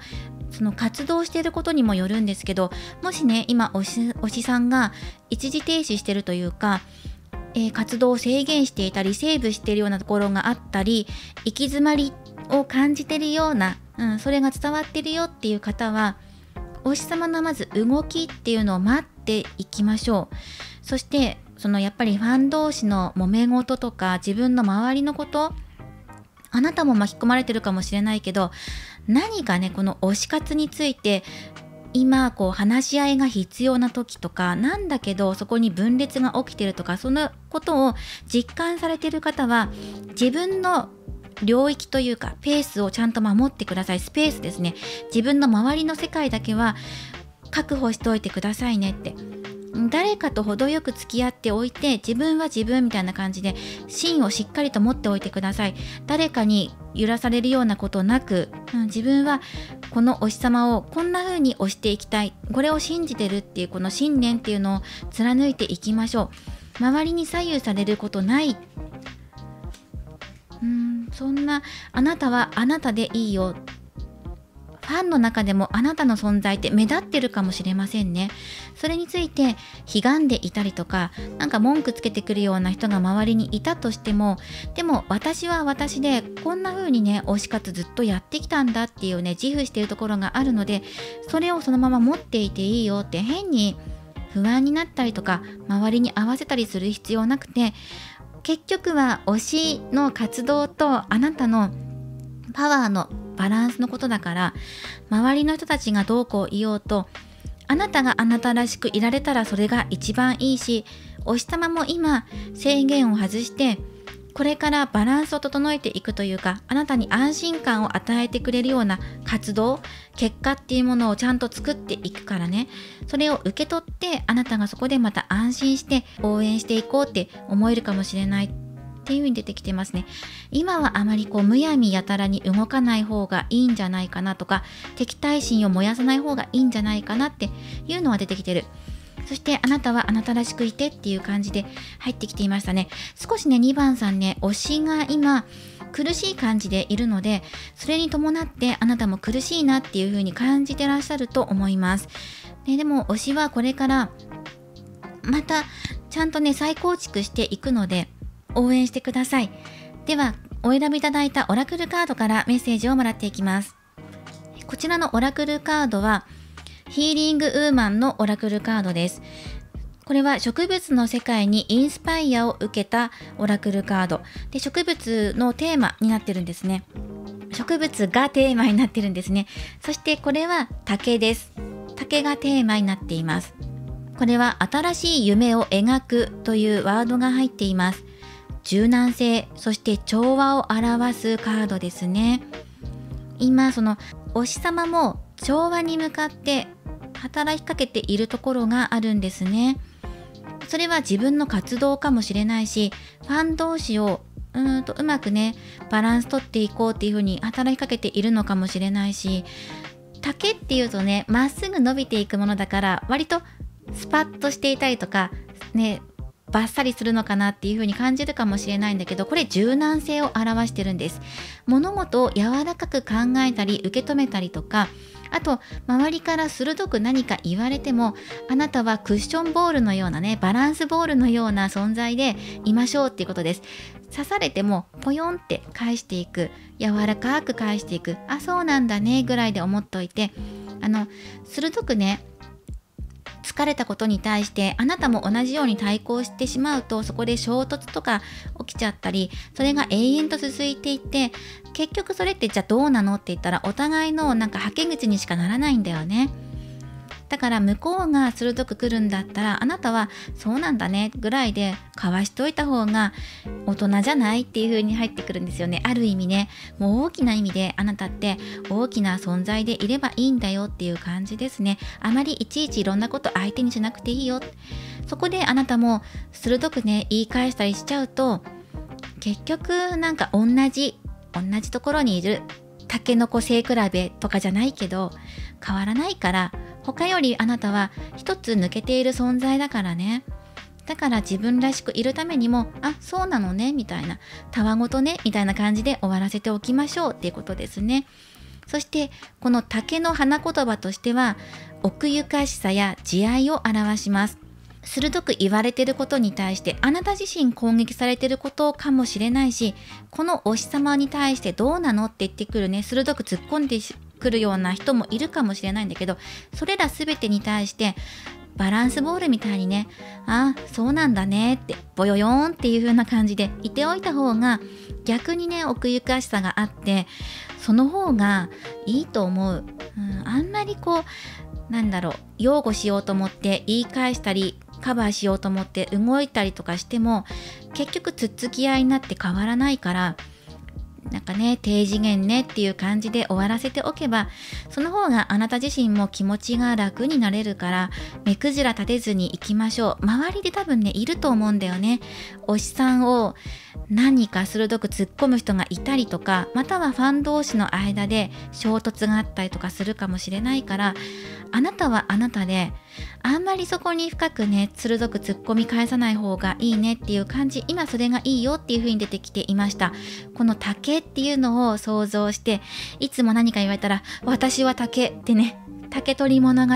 かぐや姫とかね、そんな感じで思っていてください。それもまた一つの慈愛ですよね。ある意味ね、大きく捉えてくださいね。こうね、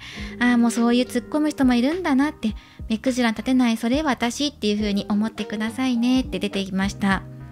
今回は推しシリーズ、今ベストな推し方、推しの近未来の活動の様子や、今のあなたに対して気をつけること、推しからのメッセージなどももらっていきました。これからもリーディング動画を投稿していきますので、高評価やコメント、そしてチャンネル登録をよろしくお願いします。ではまた次回の動画でお会いしましょう。最後までご覧いただきありがとうございました。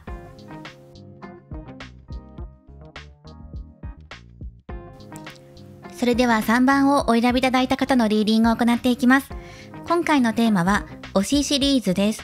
今ベストな推し方について見ていきます。まずは推し様との今のバランスを見ていきましょう。今回も4択占いで行っていきます。で、価格は今回ギュッとアップにしています。はい、カードが映るように確認しながらやっていきます。カードはすべて正位置採用です。ではまず2人のというか推し様とのバランスを見ていきましょう。2人というか推し様がグループの場合もありますよね。箱推ししてますとかね、いると思いますので、今のそのあなたの推し様とあなたとの関係性を見ていきます。バランス。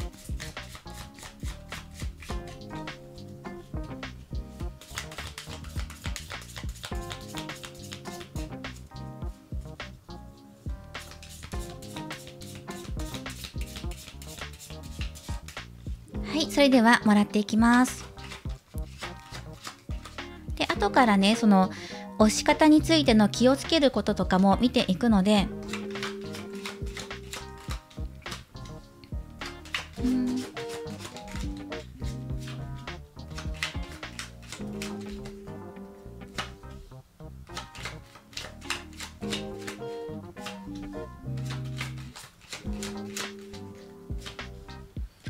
はい、見ていきます。まずはここからもらっていきますね。あなたの方で力のカードですね。力のカード、カップのキング。あなたはとても、そうだな、お日様にずっと推してるというかね、そんなに際立って目立って華やかにとかパーッと使ってとかそういうことはないんだけど、でもその推し様を推してる時ってすごく自分の気持ちが安定していたりとか、優しい気持ちに慣れていたりとかすると思うんですけど、その一方で耐えてるところもある。なんか我慢してるっていう感じも入ってくる。お日様もそうなんだけど、お日様後からね、近未来の活動の様子見ていくんだけど、何かタイミングを見ていたり、お日様の中でね、でも今うまく回っていないような感じもするんです。今現在ね、お日様が。だからあなたも少し、抑えてるというか、セーブしてるところもあるのかな。なんかお互いというか、お日様の活動的にそうなのかな。後でね、活動と合わせて見ていきましょう。そしたらもっと深く見ていけると思うんだけど、タイミングが今じゃないっていう感じもするし、いろいろ抱え込みすぎてるんじゃないかな。いろいろ気を見すぎているというか、タイミングを伺いすぎていて余計今活動できていなかったりっていう、今なんかお日様にね、負担が結構かかってる感じがするんですね。それを見ていてあなたも、とてもね大切なお日様だから応援してるんだけど、あなたも一緒にぐっとねこらえてるところがあるんじゃないかなと思います。寄り添ってあげたい、守ってあげたいって思えるようなこのお日様、今なんかこう辛そうにしてるなっていう感じで見えてるんじゃないかな、あなたのところでは。なんか抱えてるものこの人いっぱいあるのかなとか、忙しいっていうよりはなんか負担が大きいっていう感じがしています。もう少しこのお日様が手放せるものがあれば、もう少しねこう楽に活動して、楽にというか、もっと活動の幅広げていけるとか、ちょっと不器用な感じがするのかな。ちょっとタイミングがずれてる感じもするしね、ものにできていないような感じがします、今お日様の状態が。ちょっともやもややきもきするような感じもしますね。もうちょっとうまいやり方あるんじゃないかなってあなたの方から見て取れるんですけど、でもこのお日様のこの近未来の活動っていうのをまず見ていきましょう。ちょっとね気になるので、ただあなたは深い愛情を持って推し活してるっていうのは伝わってきます。あとはお日様の活動状況ですね。なんかね波に乗れていないような感じがする。ということでラットタロットさんからお日様の、近未来の活動の様子もらっていきます。どんな風に何か詰まってることあるのかな、困ってることあるのかなとか、障害も見ていくんですけど、あと活躍することあるかなとかね、どんな波に乗っていくのかなっていう感じで見ていきます。飛び出してきたハーミットがあるんですけど、それちょっと脇に置いてスプレッド展開していきます。悩んでますよね。自分の世界に入っちゃってるというか、お日様がね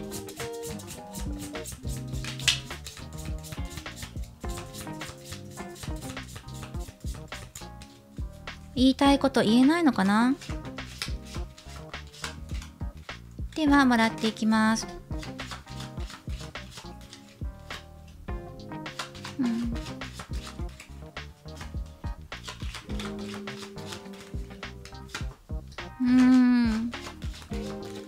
また運命の輪が出てきてるよ。ワンドロナイトさん。そうね、このお日様の活動としては、これから持ち直していく、うまくいっていないことが今あったとしても、これから、持ち直して活動的になっていくとか、モチベーションが上がるとか、自分の殻を打ち破っていくっていうのが出てきているから、このお日様がね下降気味になっていくわけじゃないから、活動に関してはね安心してって、今元気がなかったとしてもこれから上がっていくから、モチベーションがね。なのでそれに伴って活動も上がっていくだろうし、ただどうかな、お日さんの中でどの部分を貫いていくのかとかね、そういうのも結構関わってくるだろうし、ここだよね。運命の輪が2枚入ってきていて、これ物にしていけるのかどうかっていう、タイミングだったりチャンスっていうのをこのお日さんが自分自身で制限っていうか、狭めてる可能性があるんだよね。もっと広い可能性がこの方持ってるのに、自分の中で狭くしちゃってる可能性がある。自分これしかできないからみたいなね、そういう謎の何か制限っていうのを持ってる可能性があって、だけどそれはもう終わりかな。ものにしていけるかどうかっていうところなんだけど、多分近未来ものにしていけると思うのね。どうかな。ものにしていければこの方はぐっと大きくね成長していくところが出てくると思う。そうね。または自分の本心ではもっと広く活躍していきたいとか、ものにしたいものがあるとかね、目標があるんだけどあんまり口に出して言わないのかもしれないですね。野望があることをね口に出して言わないかもしれないんだけど、それを実現化していく力はあるから、あとはこのお日さんが波に乗っていけるかどうか、そのタイミングを掴んでいけるかどうか、チャンスを自分のものにしていけるかどうかっていうところで入ってきています。そうだな、例えば遊びか夢、仕事かみたいな感じで、遊びっていうのは交友関係、プライベートか、あとはプライベートと仕事だけじゃなくて、何を基準にしてるのかってことだよね。この推しさんが自分がやりたいことをやりたいって思って活動していくのか、それとも中にはね、活動していく中でやりたいこととそうじゃないこともあるだろうって、自分の中では納得していない、だけど周りから求められるからそれに応えるよって、そういう風に売り出してるよっていう推し様もいるでしょうし、それは本当の自分じゃないとか、自分の本心じゃないんだけどぐっとこらえて活動しているよっていう方もいるでしょうね。そういうところを今どれをだから貫いていくかっていうところなんですよ。推しさんが自分の心で何を基準としているのかってところが大きな課題として入ってきてるんですね。だからやりたいことをやる、これ一本でいくのか、自分はこれをやりたいって思ってるんだけど周りからこっちの道どうですかって、こっちの方がいいって周りが言うからこっちもやる、だけど本当はこれだけでやりたいとか、歌一本でやりたいんだけど周りから俳優としてね求められているから、ドラマにも出ますとか映画にも出ます、演技もする、やろうと思ったらできるんだけど、可能性としてはね、舞台のお話とかが来たりとかいろんなお話が来たりするんだけど、本当は自分は歌一本で表現していきたいとかね、何かそこを何を天秤にかけるかってところなんですよね。自分のやりたいことなのか、それともそのいろんなやることたくさんある中で自分がワクワクすることだけをねやっていきたい、選んでいきたいっていうことなのかもしれないし、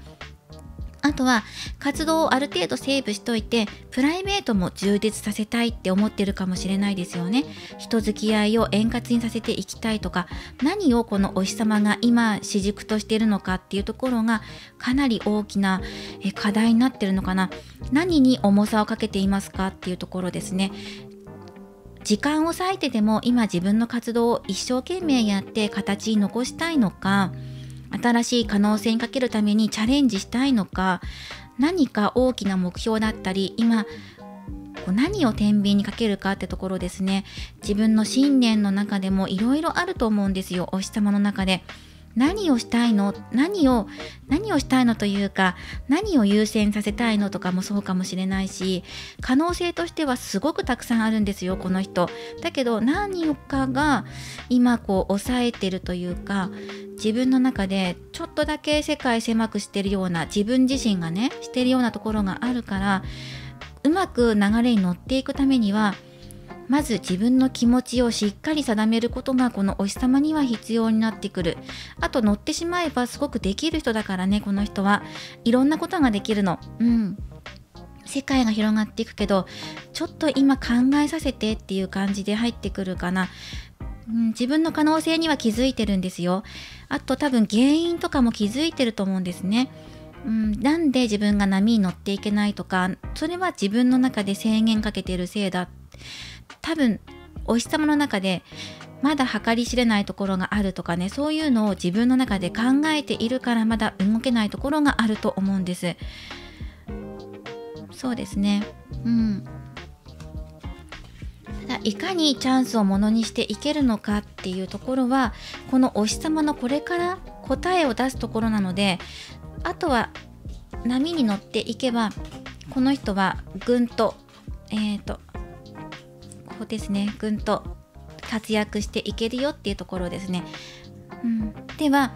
お日様の近未来の流れを見ていったので、次はあなたに対してベストな推し方アドバイスと気をつけるべきポイント、そしてお日様からのメッセージをもらっていきます。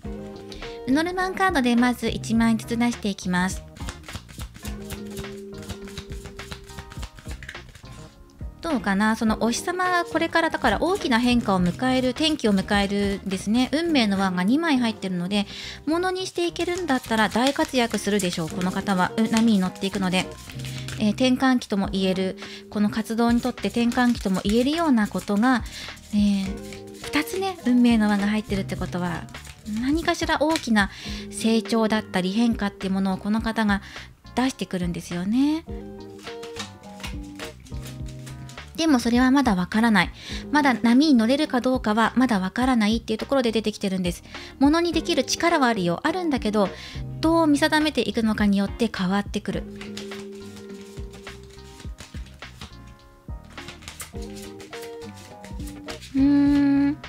はい、お日様からのメッセージ。お日様ってあれですか？音楽携わってる方ですか？音楽ね、奏でてますよね。音楽だけじゃなくて、でも自分で表現されてる方だから、そうですよね。活動者ですからね。何かしら自分で発信してる方なんですよね。ただ音楽の絵柄で出てきてるので、パッと音楽やってる方なのかなっていうのは入ってきますけど、ただこのお日様からのメッセージでお日様自身のカードが出てきてるんですね。自分のカードだから自分軸っていうのがかなりこのお日様のテーマとして入ってきてるんじゃないかなと思います。これはベストな押し方アドバイス、これは気をつけるべきポイントです。そしてタロットを足していきます。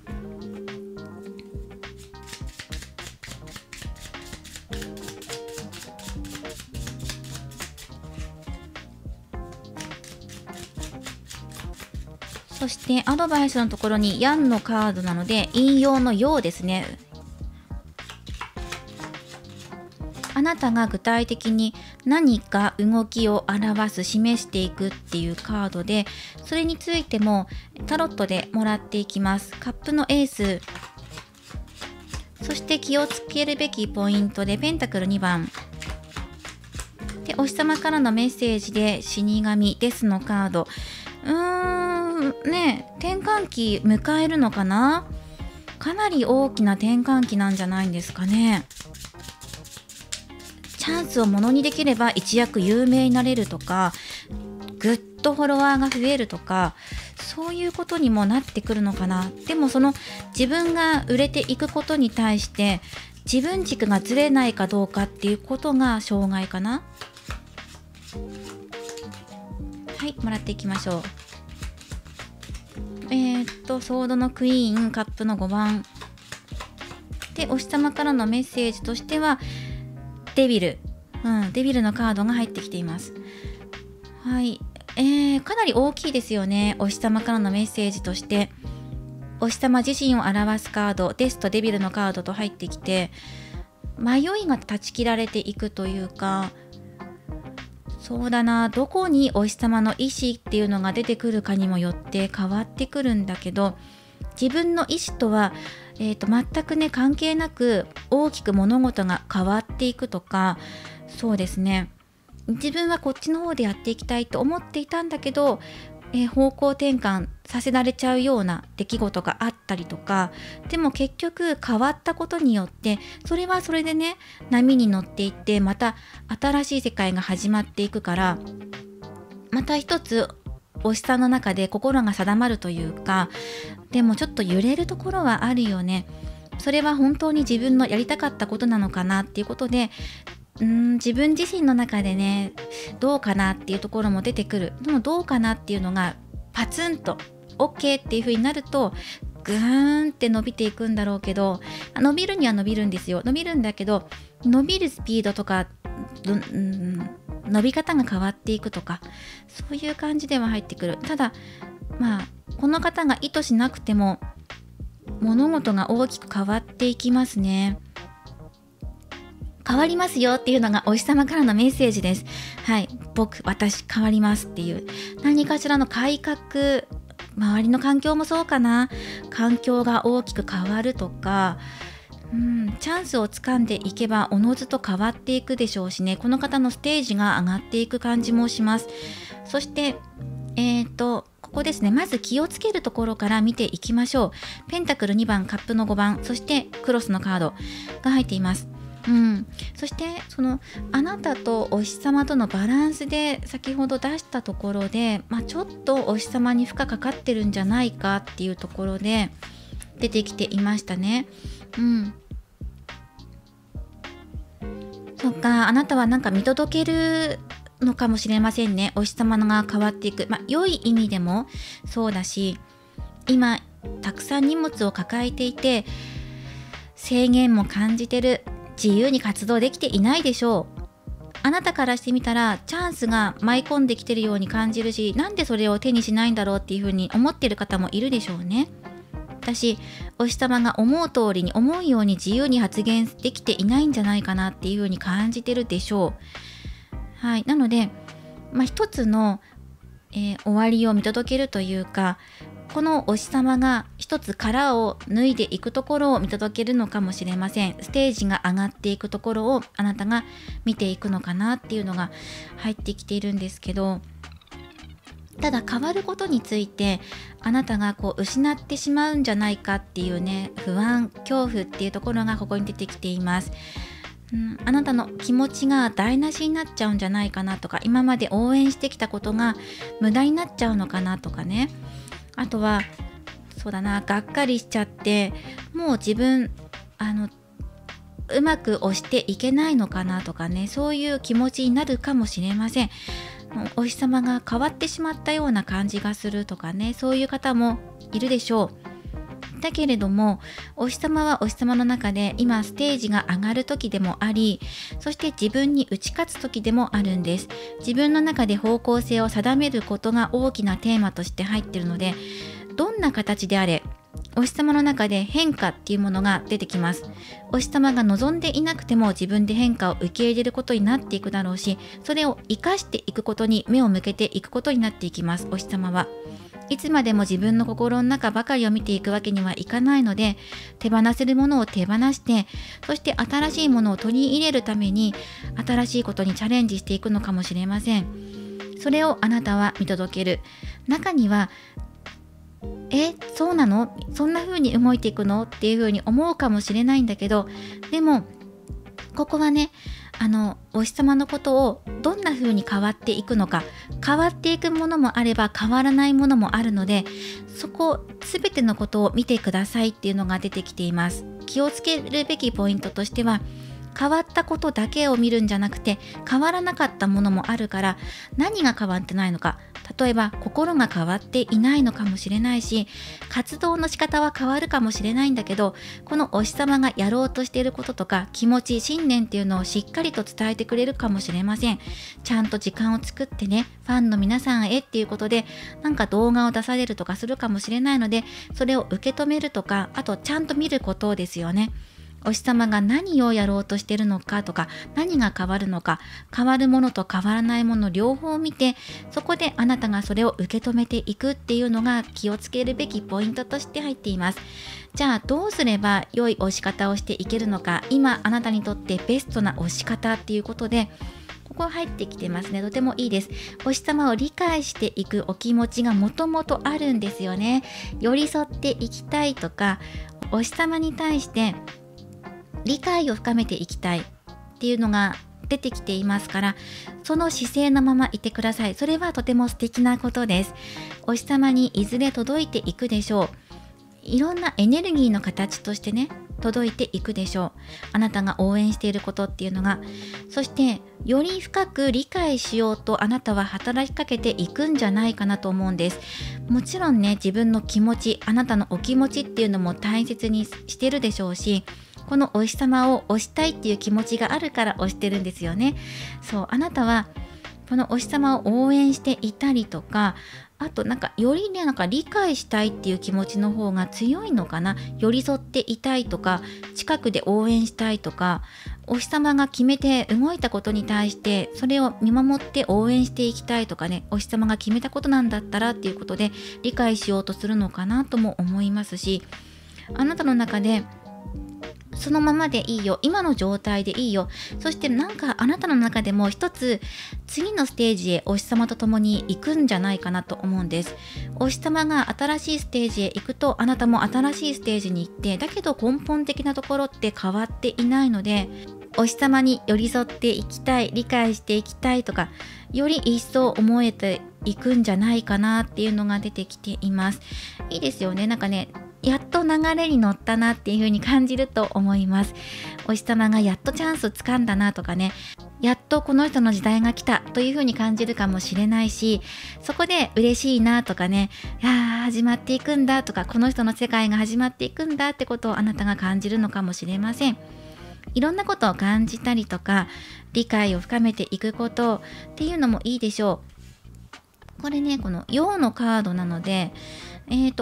お日様がどちらかというと陰のカードの方が強かったんですよね、最初ね。なのでこれからお日様が変わっていくとするんだったら陽の方に変わっていくと思うんです。動かなかったものが動くようになっていくとか、揺れていたものが固まっていくとか、そうだな、どちらかというと暗かったものが明るみに出てくるとか、スポットライトが当たって注目を浴びるとか、そのようになっていくと思うので、あなたの方も気持ちが明るい方になっていくと思います。何かね、この推し活を通じてあなたの中でも一つの区切りがつくというか、だけどそれはお日様の変わるもの変わらないもの両方見て、あなたの中で何かしらの区切りというか、自分の中でもこれはもうね必要なかったんだっていう風にさよならってできることも出てくるし、これはまだ必要だなっていう風に大切にしようっていう風に思うこともあるし、その見極めっていうのもポイントとして入ってきていました。ではお選びいただいたオラクルカードからメッセージをもらっていきます。こちらはこのオラクルカードです。ヒーリングウーマンのオラクルカードで、これは植物をモチーフに描かれているオラクルカードです。この3番をお選びいただいた方、植物はミモザです。ミモザはお笑い、笑うこと、笑顔になること、そしてエンタメ性、これらを通じて幸福感、幸せな気持ちで満たされるっていうメッセージが入ってきています。なのでこの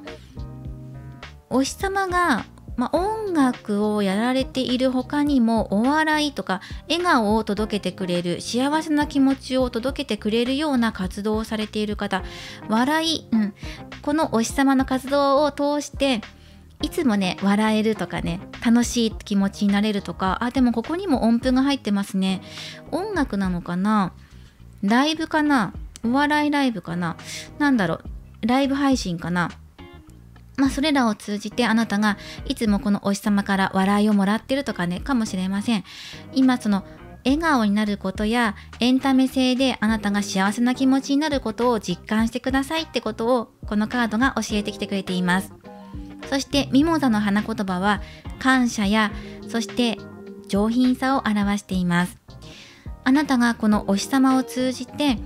より一層感謝の気持ちをお日様に伝えることができるとか、自分自身の品格が上がるようなことをこの方が発信するのかもしれません。そして一番大きな要素としては笑顔ですよね。あなたの笑顔、お日様の笑顔、これを大切にしてください。いいんじゃないかな、その自分のために笑ったりとか、お日様を感じることであなたがお腹が割れるぐらいね笑ったりとかすることもすごく大切なんじゃないかなと思います。いいんじゃないかな、自分のために笑うとかね、いいと思います。このお日様をネタにしてね、時にはネタにして笑ったりとかすることもいいんじゃないかと思いますね。はい、十分楽しんでくださいねっていうメッセージとともにお送りしました。今回は推しシリーズ、今ベストな推し方とお日様の近未来活動の様子について見ていきました。お日様今大きな転機を迎えそうです。それを手にするかどうかっていうのはこのお日様次第っていうのがあるんですが、いずれの形にしろ変わっていきます。はい、そしてあなたに大切なことっていうのは変わること変わらないこと両方見ることと、あと自分が笑顔でいられることです。これを大切にしてください。これからもリーディング動画を投稿していきますので、高評価やコメント、そしてチャンネル登録をよろしくお願いします。ではまた次回の動画でお会いしましょう。最後までご覧いただきありがとうございました。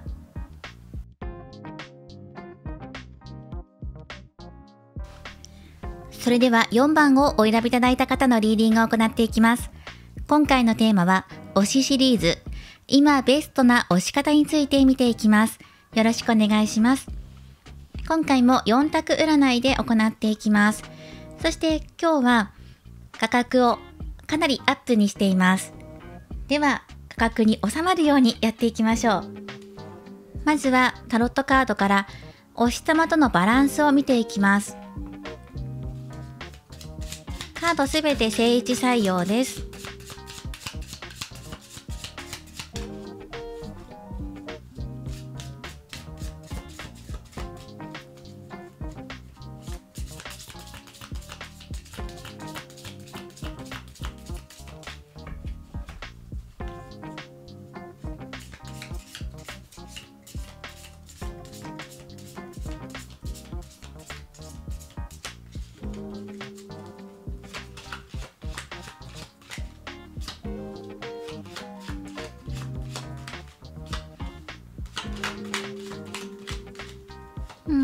はい。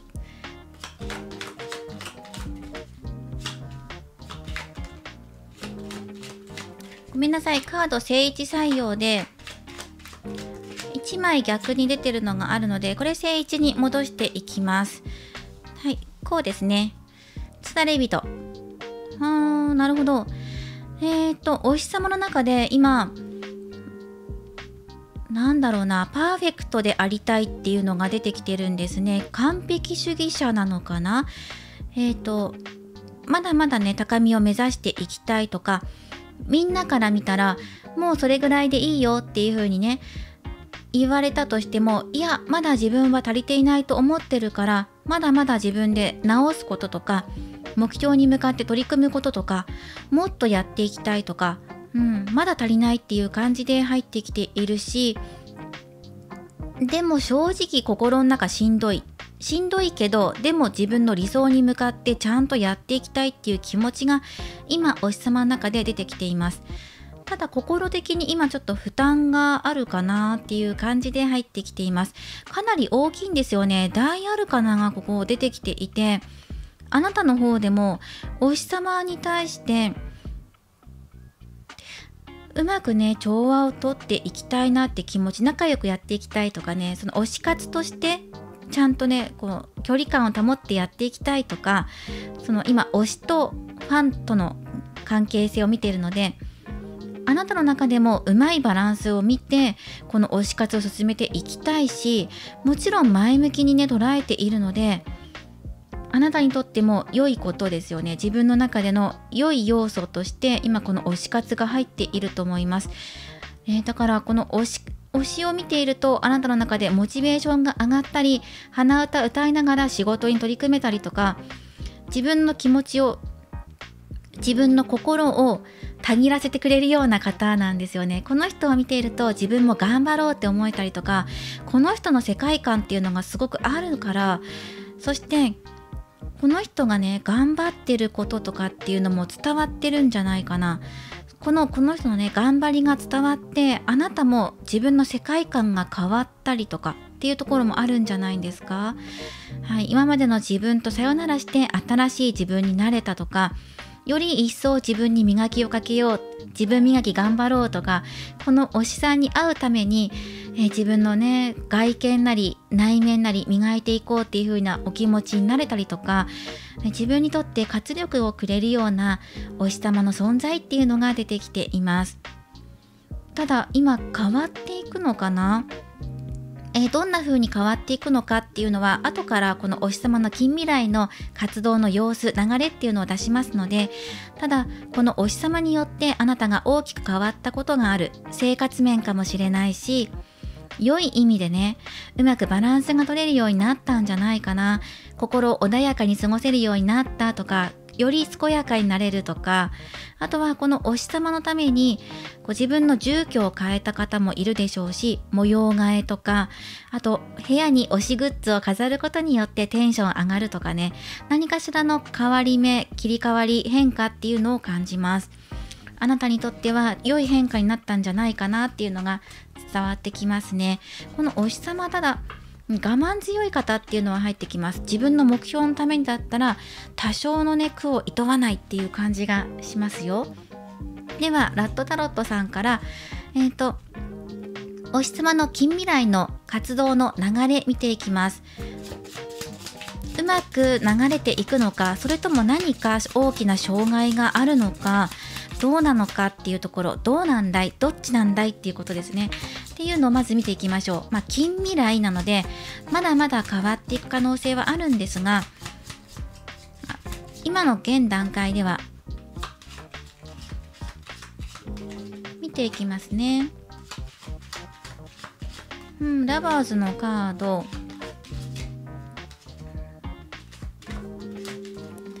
ペンタクル6番、カップの伝、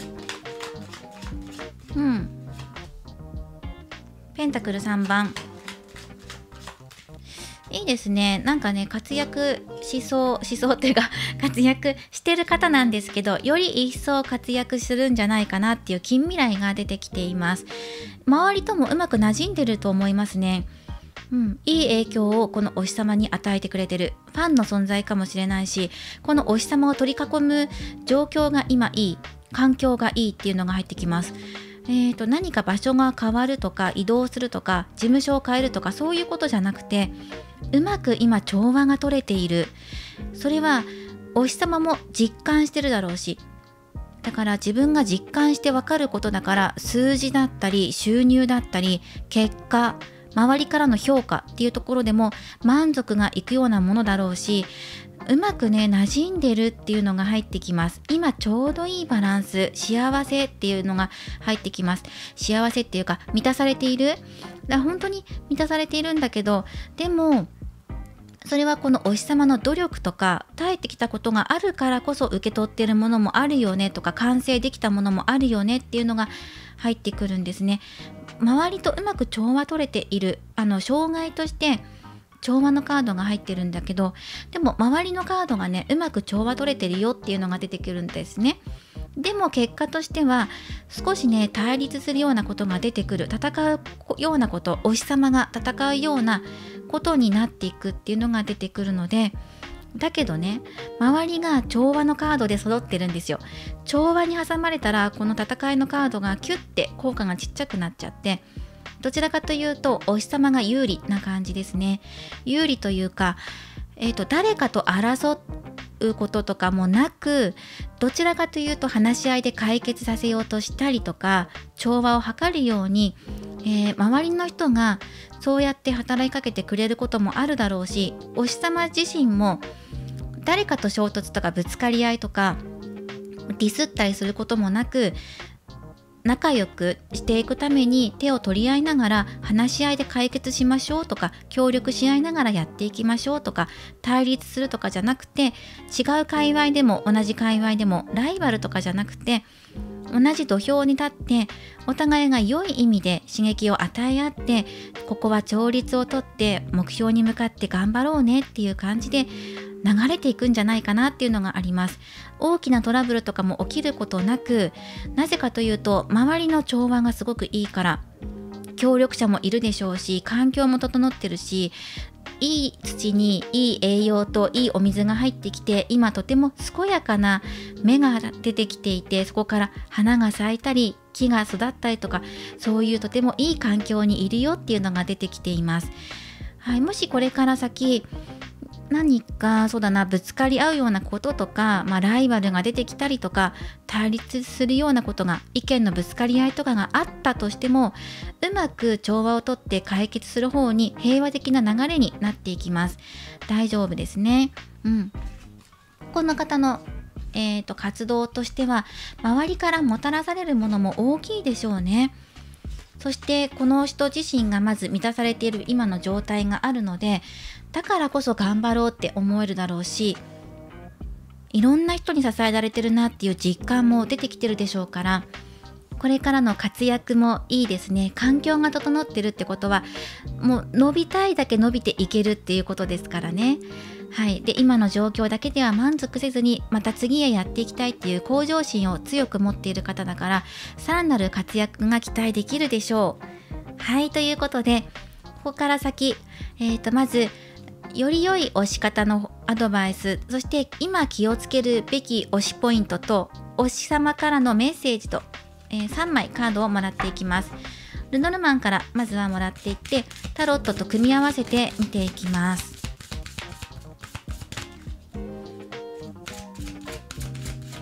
もうすでにとあるこの方のね業界では名を馳せた方なのかもしれません。一度トップに上り詰めて、さらにまた活躍の場が広がるっていうのが入ってきています。新しいことにチャレンジするというよりは、今環境がすっごくいいので、同じジャンルで活躍するっていう方もいるでしょうし、より良い成績を残すというか、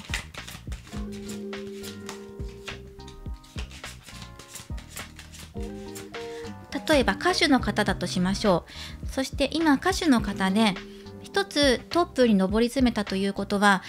例えば J-POP だとしたら J-POP の世界で、オリコンチャート1位取ったとか、この方の世界の中で一つトップを取ったんだけど、まだ次へ行きたいっていう気持ちがあって、今環境もすごくいい、事務所も手厚い、ファンの方もサポートもある、今そんな状態でモチベーションも高まってるし、またさらに次へ行きたいっていうこと、ワールド、海外っていうのも表しているので、海外進出を考えているっていうね、推しさんもいるかも。今国内でヒットチャートを作れたから、次は海外に向けて発信していきたいとか、海外のファンを増やしたいとかっていうところを考えているかもしれません。そしてこのルノルマンカードの他にタロットでもらっていきます。まずあなたの推し活のアドバイスとして月のカード、気をつけるべきポイントで雲のカード、そして推し様からのメッセージで家のカードが入っています。はい、この方、これから海外での活動とか、国内かもしれないし、この方の界隈で今活躍されていると思うので、そこからさらに上の活躍っていうのが見込めます。上に立つ方ですね。この方はトップに立つ方です。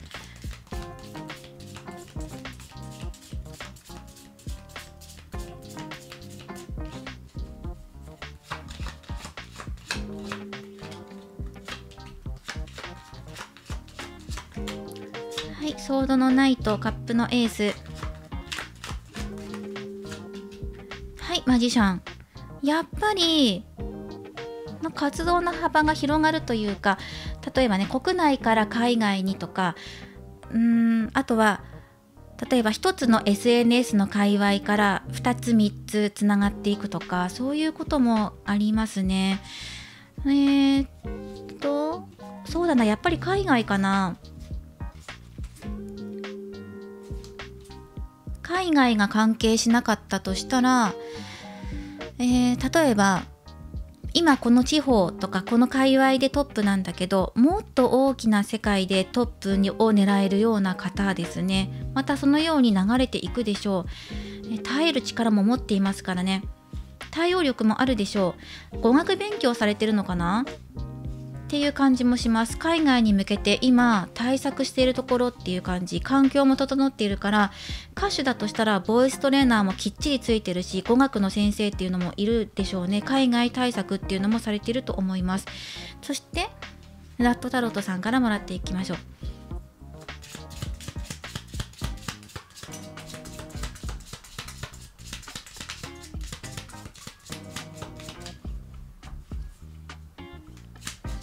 長く活動されるんじゃないかな。もし海外に行ったとしても、海外でも成績が残せるとか、これからさらにっていうところで入ってきます。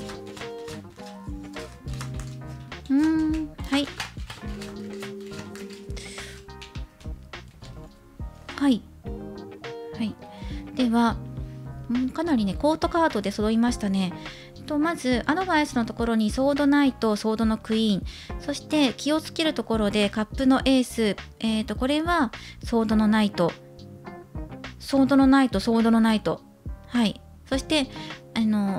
お日様からのメッセージでマジシャンとペンタクルクイーンが入っています。かなりね、人物カードで固まってきていますね。そうだな、人物カードが揃ってるっていうことは、人の存在っていうのももちろん考えられます。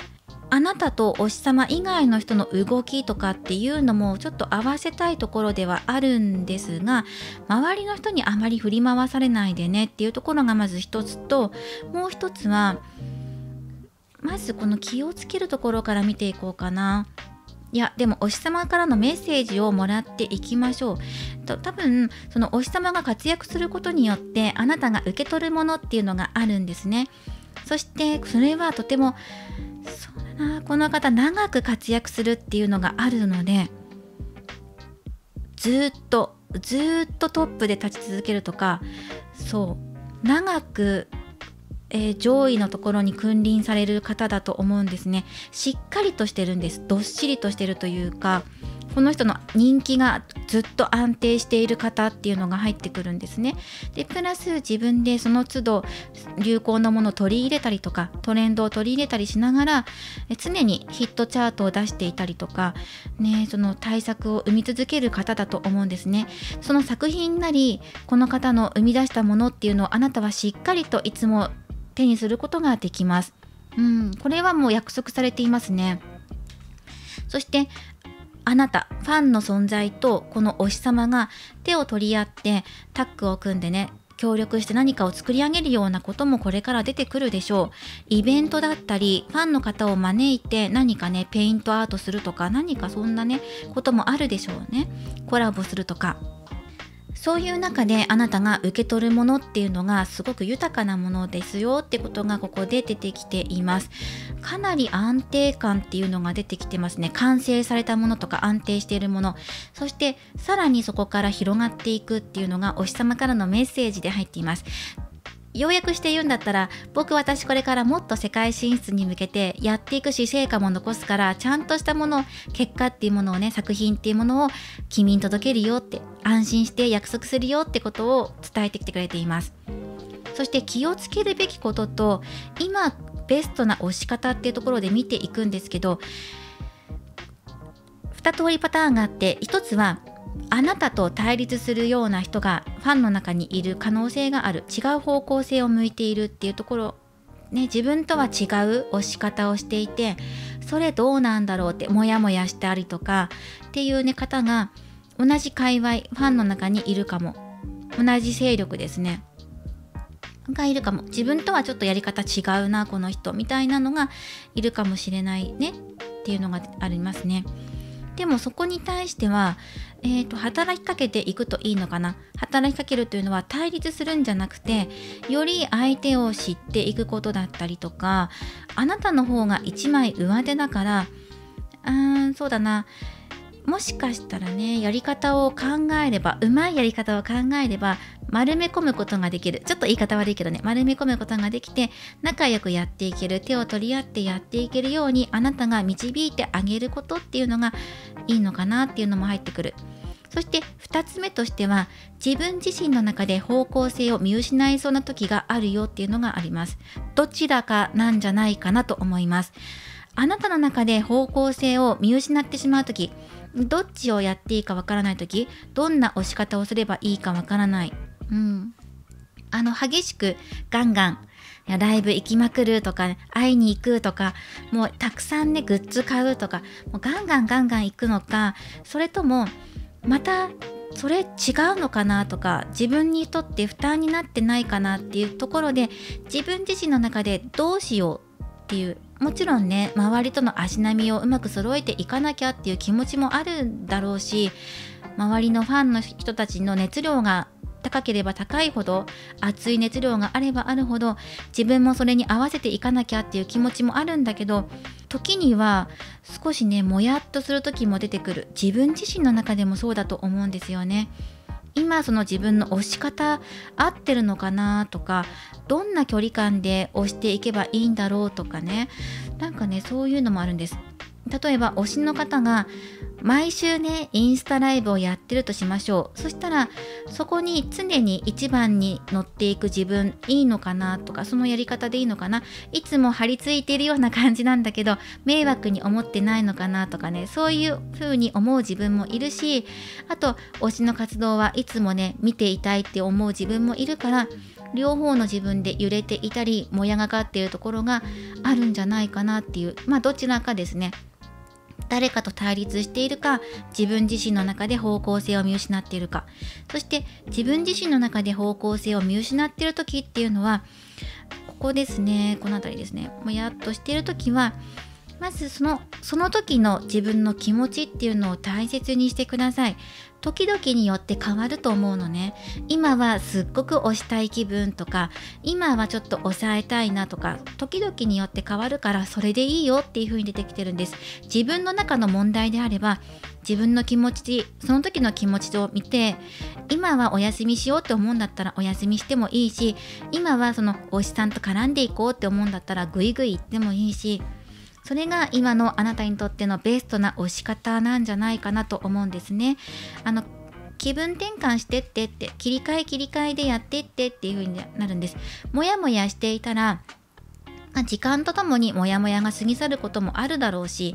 自分の心、モチベーションのことだからね。そう、お日様の活動に合わせて、なんかテンション上がってきたって思う時もあるし、お日様がこの人ね、今の状況を見てると立ち止まったりとか悩むとかあんまりないと思うので、だからお日様が止まって自分が止まるとかってことじゃなくて、この方ずっと常に進化してる方だから。でも中にはほら、自分のプライベートとか仕事が充実していて、推し活ちょっと今休んどこうとか、仕事に今目を向けようとか、そういう時もあるじゃないですか。ちょっと今日ゆっくり寝たいなとか、そういう日もあるし、後からアーカイブ見ようとか、うまいやり方でやっていけばいいんだし、その時その時の自分の気持ちを大切にしてねっていうのは出てきています。だけどあなたはお日様をずっとね推してると思うんです。これから先も自分の中でどうやって推していけばいいんだろうってこと、方向性は考えるんだけど、でも推すってことは変わりがないよってことが出てるんでね、どんな風に進んでいこうかっていうのは考えるけど、でもこの推しをやめようとかそういうのは考えていないと思いますね。うまく自分の中で整理したりデトックスしたりしながら、これからもうまいバランスでお付き合いされていくんじゃないかなと思いました。またいいバランスも取れるしね、あなたの中でも。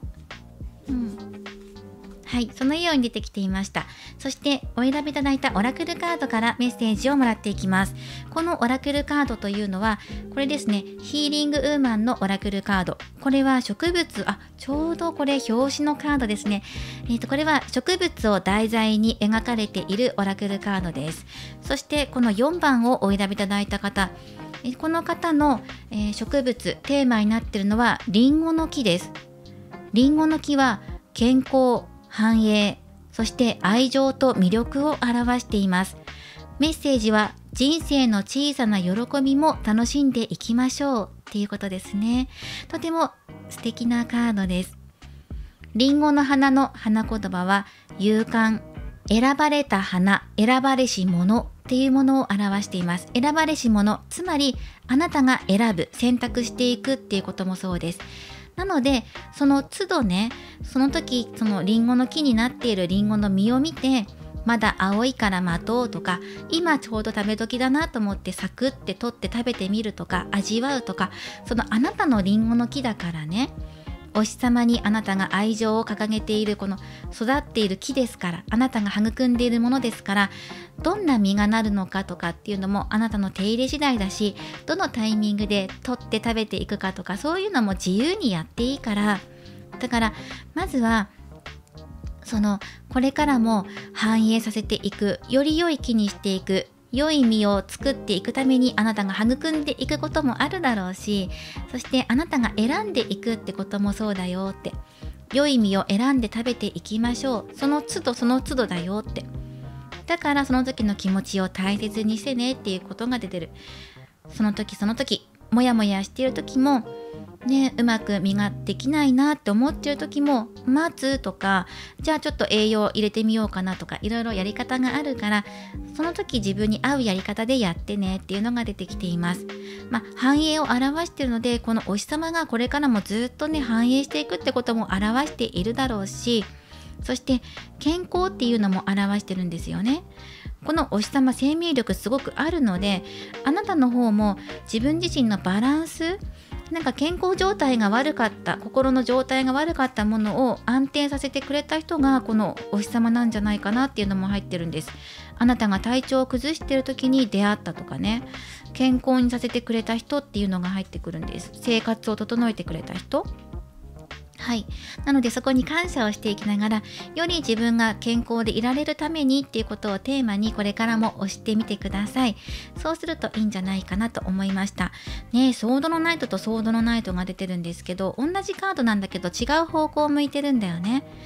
やり方は一緒なんだけど方向性が、向かってる先が違うとか、そういうことを感じるので、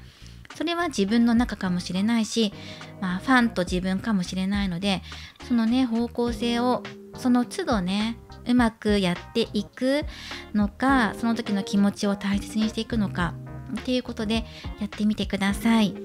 今回は推しシリーズ、今ベストな推し方、そして推し様の近未来の様子やメッセージなどももらっていきました。かなり活躍をされる方です。これからもです。はい。ということで、何かお受け取りいただけるところがあればお受け取りください。これからもリーディング動画を投稿していきますので、高評価やコメント、そしてチャンネル登録をよろしくお願いします。ではまた次回の動画でお会いしましょう。最後までご覧いただきありがとうございました。